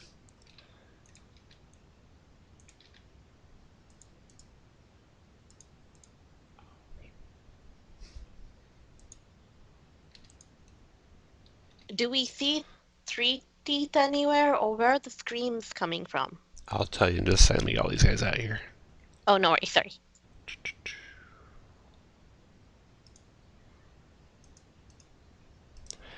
Alright, so there's just commoners here. 5 of them in the cage. One goblin getting a poker red hot on the fire. Orcs. One orc by the fire. On the opposite side from the goblin. One orc standing over by the shed. And that's all you see outside. The screams are coming from one of the women inside the cage. It looks like the goblin had been poking her with that poker that he's getting red hot again. And you see no one who looks like any kind of a chieftain. The cabin that you can see has a porch out front. It's got a window. It's got a door. It's got another window over in the bedroom that you can see most of. And then around the back of the cabin, there's a fireplace, and you can't quite make out anything beyond from where you're at, what's behind it. And then the terrain on the other side of it, some trees. Looks like a tornado shelter type shed on the right hand side of it.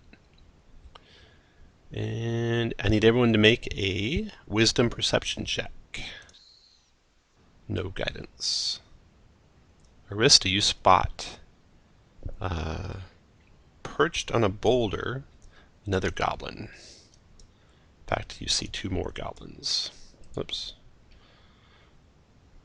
One way far away from you guys, perched on a boulder on the northeast side of the cabin, and one damn close to you guys, perched on a boulder south of the campfire right here. And these guys are wearing like gray cloaks, so they're almost hidden as they're kind of nestled into some crannies and nooks inside the boulders. And he's looking like he's a lookout, but he hasn't spotted you guys yet. Okay, so you see a large wooden cage behind or beside a small campfire. You see 5 prisoners cringing inside the cave as that goblin cavorts and is warming up that poker and threatening them with it. What would you like to do? Get a Well, sneak, surprise them. If you want to be attacks, we'll roll initiative.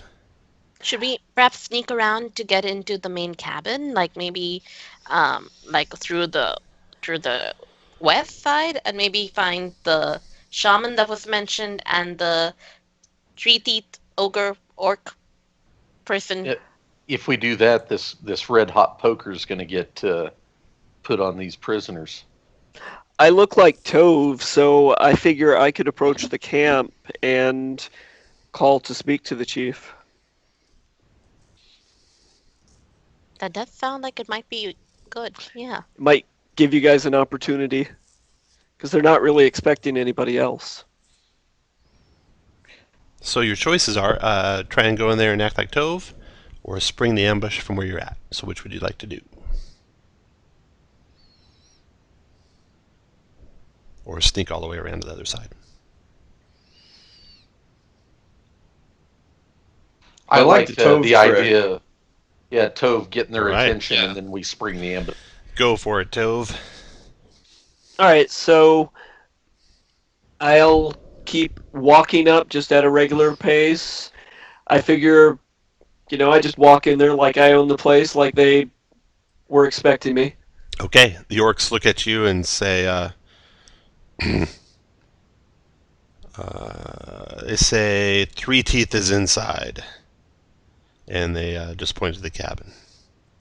What do you do? I say I have bad news. She may want to come out and hear it. You all should probably hear this. All right. He walks over to the cabin, knocks on the door. Out from the cabin come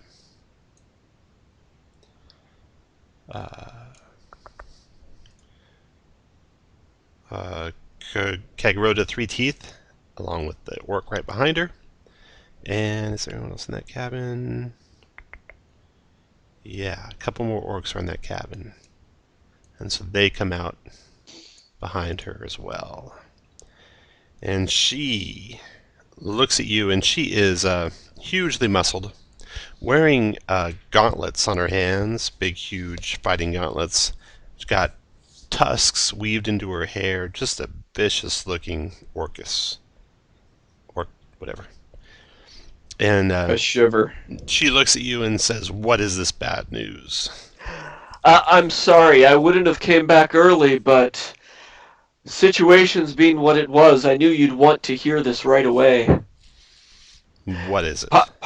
Parnast, they've hired adventurers. There's more mighty soldiers there than what we can take with this camp. We'd best abandon our plan. She laughs, a big mighty laugh, and questions if you've lost your will and your way, and says you should return and continue with your work. I continue up closer and say it would be suicide to go further. And then I'd like to do something. All right, you want to roll initiative, and you guys will have a surprise round, unless you're not doing something offensive. Oh, I was going to do something offensive. All right, roll initiative, and you guys will get a surprise round. Oh, how about I hit the... Oh, Christopher. I'm going to go ahead and burn my inspiration on initiative, because You got why it. not? Nice. Looks like I probably didn't need it, but You can just retype in the old number if you've overwritten a better number. we'll see what the other one would have been. Oh, that is a little better. All right, you got 4 orcs, you got her, you got 3 goblins.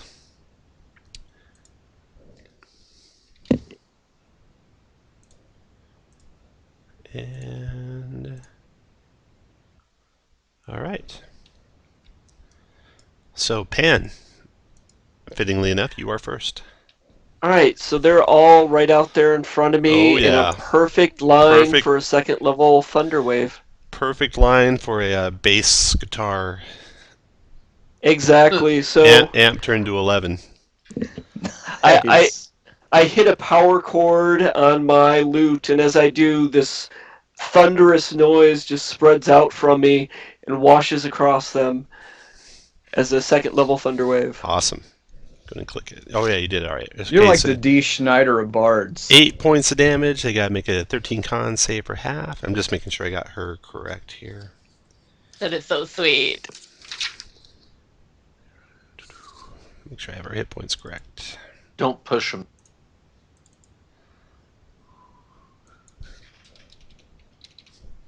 I think it's automatic pushing. if they fail. It is. Yeah, it's not up to. It's just Oh, push man. 10. Okay, so we'll start with the orcs in the back. In reading order. Con saves. 1, 2, 3, 4. One made it. The other ones took 8. The one and he gets pushed back 10 feet. That guy goes back 10 feet. That guy goes back 10 feet. He takes 8. He takes 8. This orc takes 4. Does not get pushed back. And this orc takes 8 and gets pushed back. There we go. And then her con save. She takes the full 8 and goes back to there. All right. You can move too, Pan. And I think I will move back while I have the opportunity. Okay, go for it.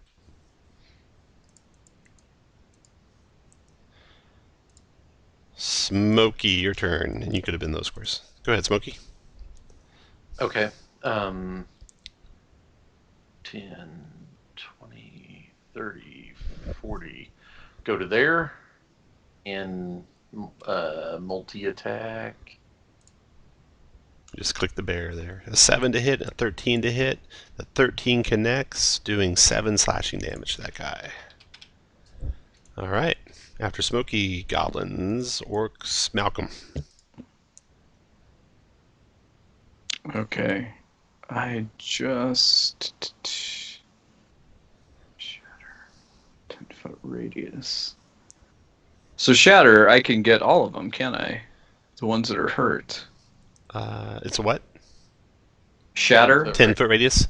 You could get. I don't see a way to get all of them mixed. You can get all but the one next to the bear in it.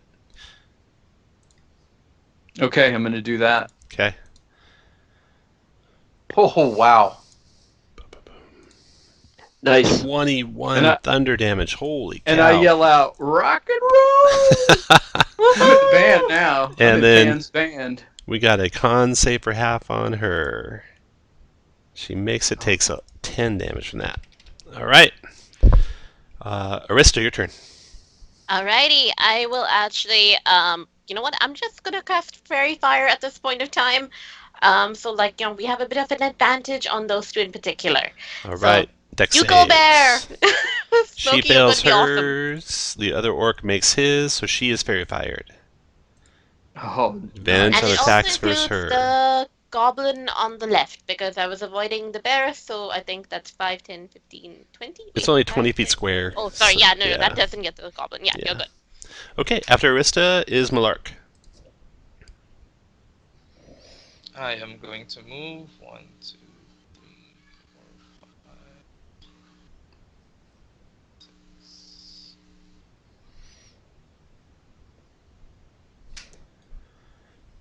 Gonna move to there and gonna try a radiant consumption as my action. Nice, okay. That's my So, turn. you see light pouring out of Malark, and you don't want to get near him, you don't think, or else you'll be. That aura is the 10-foot radius of that one. Yeah. Right. At end of your turn, you creatures in 10 feet take your level rounded down radiant damage. So you take 2, which rounds down to 1 with resistance, and they take 2 at the end of your turn. Okay. After Malark is goblins, her runs over. Orc turns on the bear. Swings his great axe at the bear. 12 to hit. Miss. Bear's, you bark skinned too? Yeah, I bark skinned right when the conversation started. Gotcha. Orc is done. Pan, your turn. All right, so I will move back over here so I have line of sight. And Dissident Wisp. No, I'll viciously mock the large orc. I'll call out to her and say, "You're the chief of this mess? I've told you when we arrived your time here was over." And let's see, where's that? She ignores your mocking.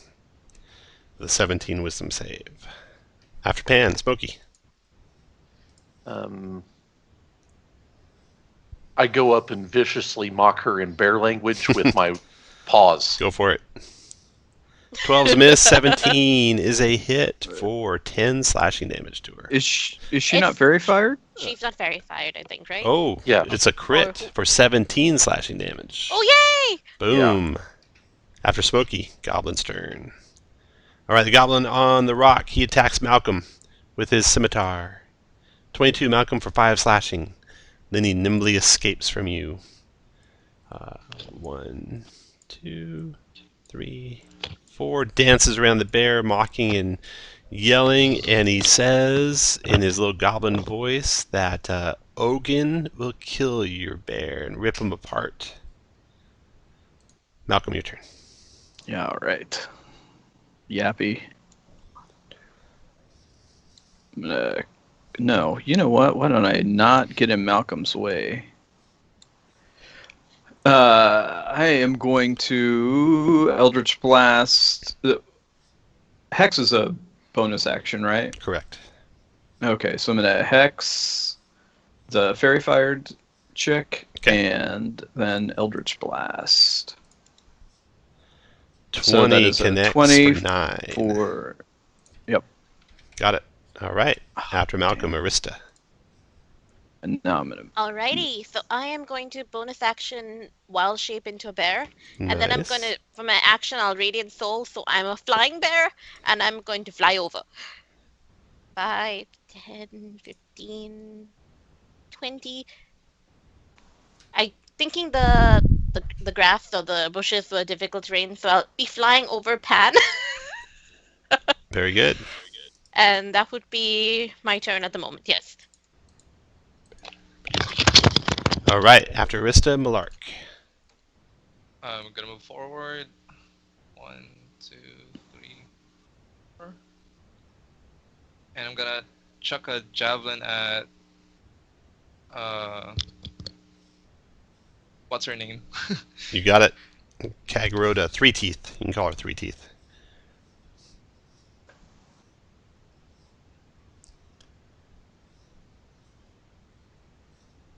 Will 13 hit? 13 does not hit.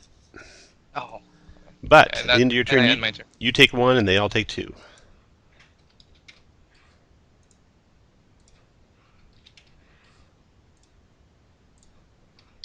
All right. After Malark, Goblin's turn. That's the goblin right by you, Malark. He steps up next to you, swings his scimitar at you, missing, nimbly escaping. 1, 2, 3, 4, 5. And she screams at him to go poke those prisoners. 6. So he's running over towards his prisoners to poke them. That's it. The other goblin jumps off I his got rock. that goblin. 1. Let's see, what's nimble escape do? Disengage or hide. Okay, 1, 2, 3, 4, 5, 6, 7, 8, 9, 10, 11, 12. He closes right on up to you guys. Actually, no, he's going to go behind the building here and hide. All right. And then finally, her turn. Holy cow. Was that an ambush on her? All right. She casts... Who's concentrating on that fairy fire? That's the flying bear, right? She doesn't know. I was in the bush. You had to see her to cast it. Yeah, but did she see me? Yes, just like I'd Damn let it. you guys know who cast it on you. Okay. Spiritual weapon, she'll cast on the bear. Damn it. Missing Oh, yay! as her bonus action, and then as her regular action, she'll try and stab the other bear, with her spear. And let's see here. She is... I have to roll this special because it's not built in. +6 to hit. So 12 on the bear, so that misses the bear.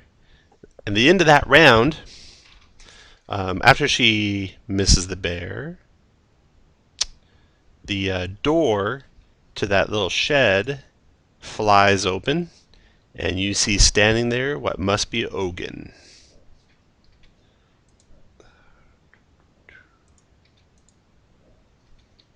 Ogun the Ogre. Alright, and he has initiatives in the order there. That round's over. Orc's turn. Orc fighting the bear. Stabs or swings his great axe at the bear for 16 to hit for 14 slashing. Yep. And he moves around outside that radiant. Other side of the bear. He's done. Pan, your turn.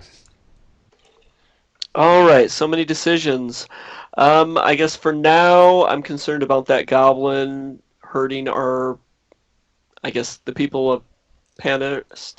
So I will kind of move up here. I'll call out to the goblin.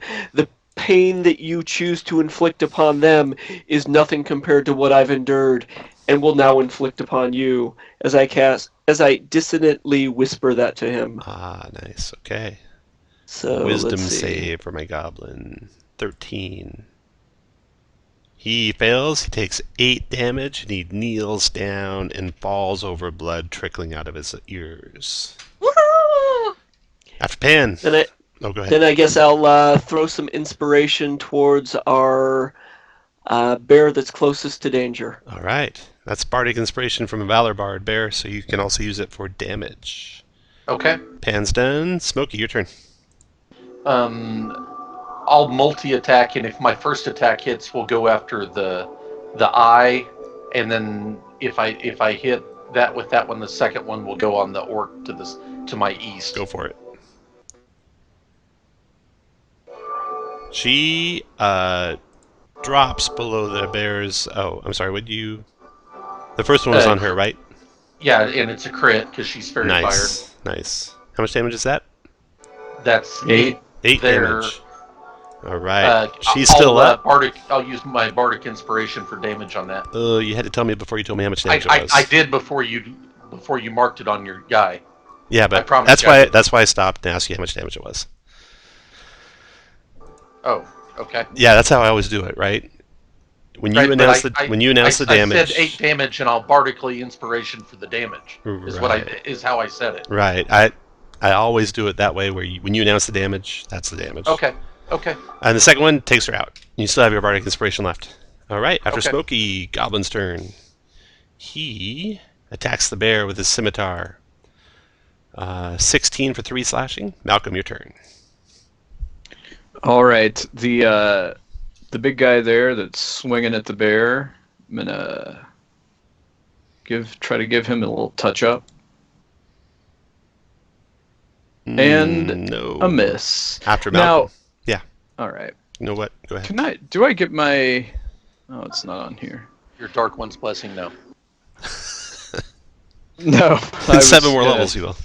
Thinking of something else. Because I have that crossbow mastery feat. I can't use that second shot with my crossbow, can I?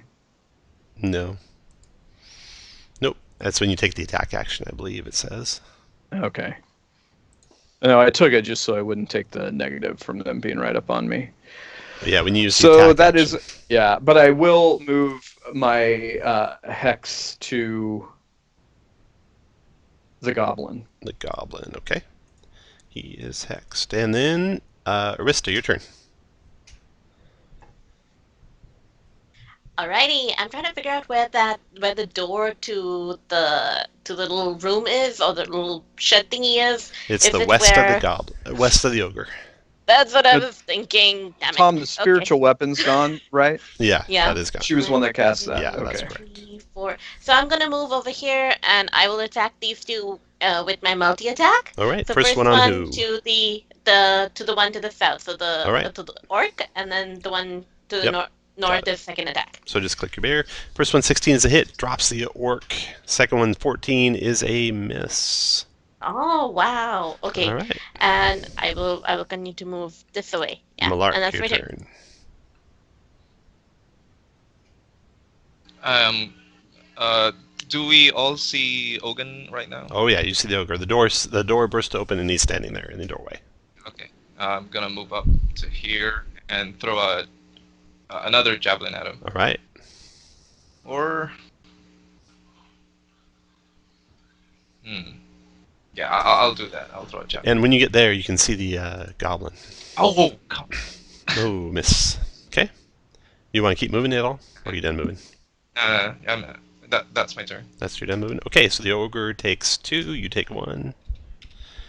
And the ogre's turn. He steps out, swings his great club on Malark. Oh, critting Malark for 15 bludgeoning damage. That was a really low roll on damage. You lucked out there. 15 bludgeoning damage with one swing of that huge club. Then the goblin, cheering, dashes in, stabs at Malark to try and take his life. And then Nimble escapes back. And then that round ends. Is it any time he enters that he takes that little bit of damage from the No. light or no? Nope. Pan, your turn. Okay. All right, I'm going to Well, both of our druids are currently bears. So I guess I will move over here and I'll viciously mock the ogre, saying, You call that a hit? You barely scratched him. And let's see. Oh, he's mocked. You got him. 3 psychic. And then I'll use my bonus action to toss Malark a second level healing word. Oh, nice. Unfortunately, oh yeah, that's good. That works. 8 damage or healed Malark. After Pan, Smokey. You can attack the ogre from where you're standing, Smokey. Okay. Or the goblin, whichever one. Oh, there. So I assume the there ogre. you go, Kurt. I will Both on the ogre. use my and So an 7 and additional 7. Yeah. 14 damage to the ogre. Got it. Move Be- if you like, and then the goblin's turn. The goblin Be 15, attacks you, right? bear. I don't think it'd be 15. No, you're Yeah, right. if One- his once- yeah, inspiration's once- 2, yeah, that's you're 8, right. and 7's You are 15. right. You are right. Look at that. Who just schooled the engineer? Nice job. Okay, the goblin's turn. He attacks the bear to his west with his scimitar. 15's a miss. Then he's going to nimble escape away. 1, 2, 3, 4. Chris, do you have anything in your coloring book that offsets that nimble escape? He's done. Malcolm, your turn. No. If only. Your turn, Malcolm. I have a question though. Can I? I'm flying. so Oh, you will I'm go sorry. I'm through me. Malcolm. Can I can just move Hex at random, can I? Like I don't have to. You don't have to drop him before I move Hex, or You do I? do, Does he yeah. have to? He has to kill him. Okay, Yep. I am Um, flying, so you can move past me. that's all right. We need to focus fire on the biggest threat. 1, 2, 3, 4, 5. I'm gonna come there, and I'm going to. I'm going to Eldritch Blast the big guy. Is a 14 hit It does. for a strong 5. Got it. All right. After Malcolm, Arista, your turn. Alrighty, I'll fly over and enter that sphere of doom that I can see Yep. and hit the ogre, and I will also use my Radiant Soul if I actually connect to do 3 more damage to You the got it. ogre. And 11 connects, 20 connects, so you do 24, 27 damage to him. Yay! Damn, Gale. And I'm flying, so y'all can still get to him. After Arista, Malark, your turn. Gonna move over to the side and try and hit him with my longsword. Okay. Oh. Oh. 10 is a miss. Ah. Okay. Okay. Yeah. I guess that's my turn then. I take 1 damage. You take 1. Oh, what's your- He takes what's 2. your- The other goblin takes 2. And then the ogre's turn. Ogre swings at Malark with his great club. Missing. Nice. Ooh, Goblin's turn. That's a huge damage right there. This goblin closes in, stabs at Malark. Missing. That's 1, 2, 3, 4, 5, 6. Nimble escapes back. And then Pan, your turn. All right, I will move up here and whisper at the ogre dissonantly, "Your life is over, and you lived it so poorly." Woohoo! You got him. Down goes the ogre. Right in the middle of And- the doorway. I'll toss Malark an inspiration. All right, Malark. Pan's done. Smokey, your turn. 10, 15.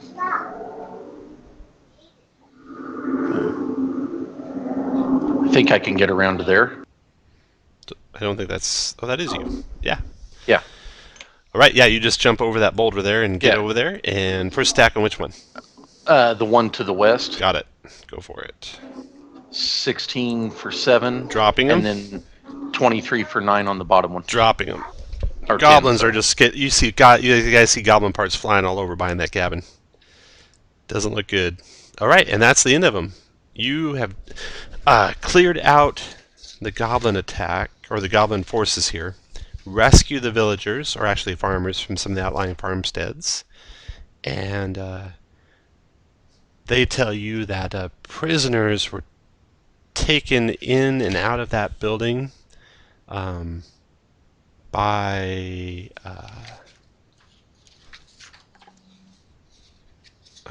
a half-elf. He would drag him in there and do unspeakable things to him. Did he look like me? Yeah, they cower back when they see you.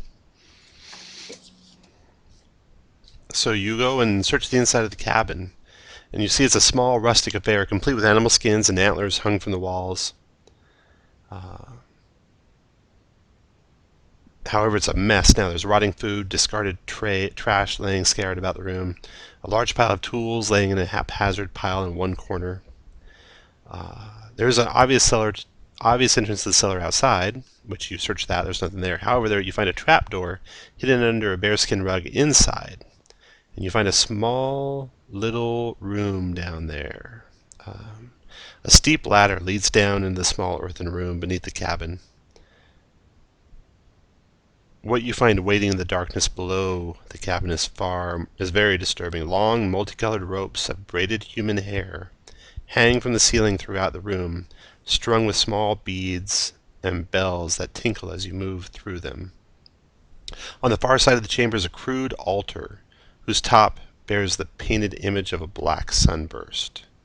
Resting atop that stands 2 black candles, flanking an elven woman's skull and the shattered remains of a jade statuette. Beside the altar lay several chests and bags filled with treasure.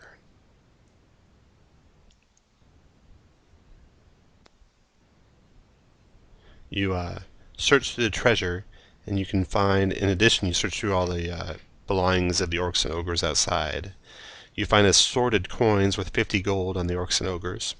Kegrota 3-Teeth has a small pouch with 6 small sapphires worth 100 gold pieces total. Additionally, she's wearing gauntlets that you detect as magical. Upon the shrine beneath the cabin is a shattered jade statuette. That is a fist clutching beams of light, which you suspect is a holy symbol of some evil being. The jade fragments are worth about 75 gold pieces, you think. There's also a stash of a variety of coins and art and gemstones, maybe taken from victims of whoever owned this cabin, worth 350 gold. And that is it. All right. You said something about a statue with worshipping an evil deity or something? I did, yeah. Did you get? Did everyone get the emails I sent out that has like character knowledge? Yes. Yes. I did. Make sure you read that. That might be applicable to one of you. All right, give me a second. I don't know. Not you. You're good, Chris. All right. You're a throwaway. Where do I see this? Are they in a statue or something, or do I see it? Yeah. So you see 2 things. Let's see here. Resting atop the stand, 2 black candles flanking an elven woman's skull. The shattered remains of a jade statuette. You found... The jade statuette depicts a holy symbol, a skull and sunburst holy symbol, which you recognize. Do I recognize it? Yeah, it's what they told you about. This must be a little shrine of theirs. And I think the statue is destroyed, so I leave are there Bear's Store on the altar. things that I can see that I can destroy, like Yep. other Yeah, you symbols I can. see? Yeah, you can tear down the black sunburst. You can like mar the painted image of the black sunburst. You can take down the 2 black candles and all that stuff. just Okay. completely desecrate the shrine of evil. So is that what you do? Yep. All right. Good. Yes. Mm-hmm. And I'm going to I'll- take those bones that were woven in her hair, those tusks. You got it. So returning to Parnast. You Let's gather send them together to all that Shane. treasure. Soon after your return, the villagers gather in the stables to hear of your success. A cheer goes up, and the villagers make their appreciation clear. Food and drink are prepared for you, and you know that you will always be welcome in Parnast. Heartened by your actions and looking to you for advice, the people of Parnast set about making plans to defend their village. Let's see. So the whole thing with his mother was a lie, correct? Yeah, Yeah. that was a forgery. In fact, when you I'm very return much to the village, you find out. Let's see. One brother was left in the village. The party returns to find the village is in uproar. The militia is on full alert, and Chandra Stoll is busy treating wounded villagers. It seems that while you were gone, the captive escaped. Several villagers were Imagine that. wounded by the man who Ah, we came to should've save killed him, and another was killed. In the end, the intruder was brought down by a militiaman's arrow. The puzzled villager explains that when the body was recovered, Trove's rescuer was Trove. What?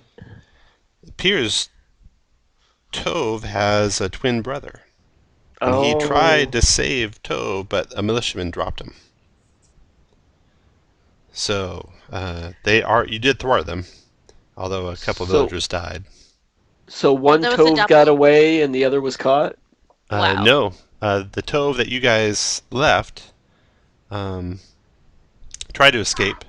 The captive brother escaped. Several villagers were wounded by the man who came to save him, and another was killed. In the end, the intruder was brought down by militiaman's arrow, so it's a little bit kind of messed up in the description. I'd assume you got both of them. Excellent. Tove and stove. Tove and Stove, yeah. And you find on both Oh, of them God. a female finger, and on both of them a note saying that their mother was being held captive. But their mother is the skull that's in the cabin. Yeah, dirtbags. Yeah.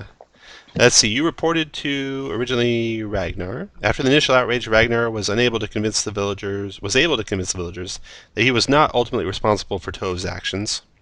Indeed, it was Ragnar who hired the party of adventurers to investigate, and he could hardly have acted without evidence. In the end, and to Gundalin's surprise, Ragnar used these events to win over the remaining villagers. Incredulous but with few allies and fewer alternatives, Gundalin put aside his misgivings and agreed to follow Ragnar's lead. With Kegrata Three Teeth dead, the Orc warband wallows in disarray. 10 day passes in relative peace as the villages of Parnast coalesce about a single leader and begin working on fortifications in earnest. Your actions have brought the villagers of Parnast a little time, but each night more campfires appear on the southern horizon, marking the approach of a larger and far more dangerous foe. And we are done. So you've basically brought the village together. You recovered from the Tove brothers. Well, actually, you recovered from Three Teeth, Gauntlets of Ogre Power, Oh, cool. Wow. which is a wondrous item, uncommon, requiring attunement, give you a 19 strength. And pretty useless to druids. Oh my god. You find a potion of healing and oil of slipperiness on the brothers. So, while you guys talk over who gets what, I'll add up the XPs and stuff, so I'll just type this out for you. Gauntlets of Ogre Power. They don't have any small little powers. Additional flavor. Let's see, the flavor is these sturdy leather gauntlets appear to be in pristine condition. Indeed, any nicks or tears in the material mends itself within 24 hours. Additionally, any blood, mud, or other grime that soils the gloves quickly dries and begins falling away in fine flakes until the surface is again clean. So you got that. You got a potion of healing. And Let me guess, those oil. don't work in wild shape. You are correct. All right, those So are the at- three things you find. So at least Three Teeth had clean hands. Right. Right. So look that over, see if anyone wants them, and if you all agree. Otherwise, we'll look at who's got how many magic items. Yeah, Molark would be interested in the gauntlets. I'd be interested, but I already have a magic item. Yeah, I think that you two are the only two that could really use them. Yeah.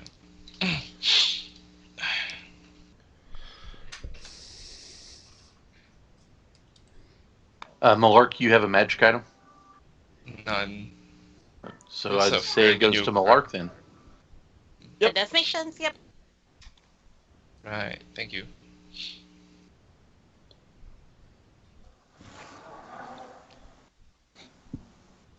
Nice. That'll Yeah, pretty congratulations. salty. What was your strength already? 16. But I'm. So that I that wanna, gives you another +1 to hit, +1 to damage. All right, oh yeah, 850 no, I got 14. XPs. Let's see, Tove and Goddard had a total of 60 gold coins on them. 50 there. Sapphires. Oh, good. I'm 12 XP away from 4th level. Oh, perfect. That's nice. That is the maximum, unfortunately. Oh, yay, we got Max. Good job, guys. The disguise worked brilliantly. I'm like, whoa, that was awesome. Yeah, so at one point there was 3 Toves. That's right. Three teeth and 3 toes. Everyone got 1 renown, except for Order of the Gauntlet members got 2.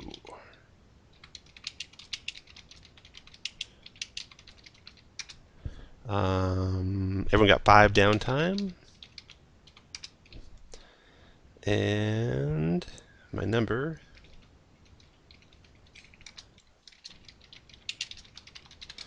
There you go.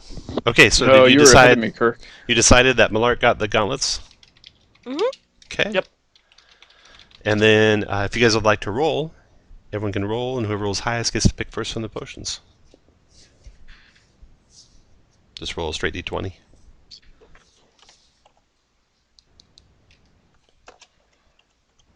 This was just a 2-hour mod, so took about 2 5 hours and 15 minutes. Looks like no one else rolling. All right. So Gale, what would you like Arista to take? Oh, wait, I got highest? Oh, hold on. Uh-huh. I'm copying the... There's 2 Stuff things. down. There's potion of healing and oil of slipperiness. What does an oil of slipperiness do? Oh, medium or small character.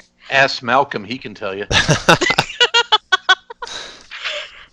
My friends. Okay, movement, freedom of movement, but I can fly. So I'll take the healing potion because, right. yeah. Well, that means that Malcolm gets the oil of slipperiness to add to his collection. You want that, Chris? Does somebody else really want it?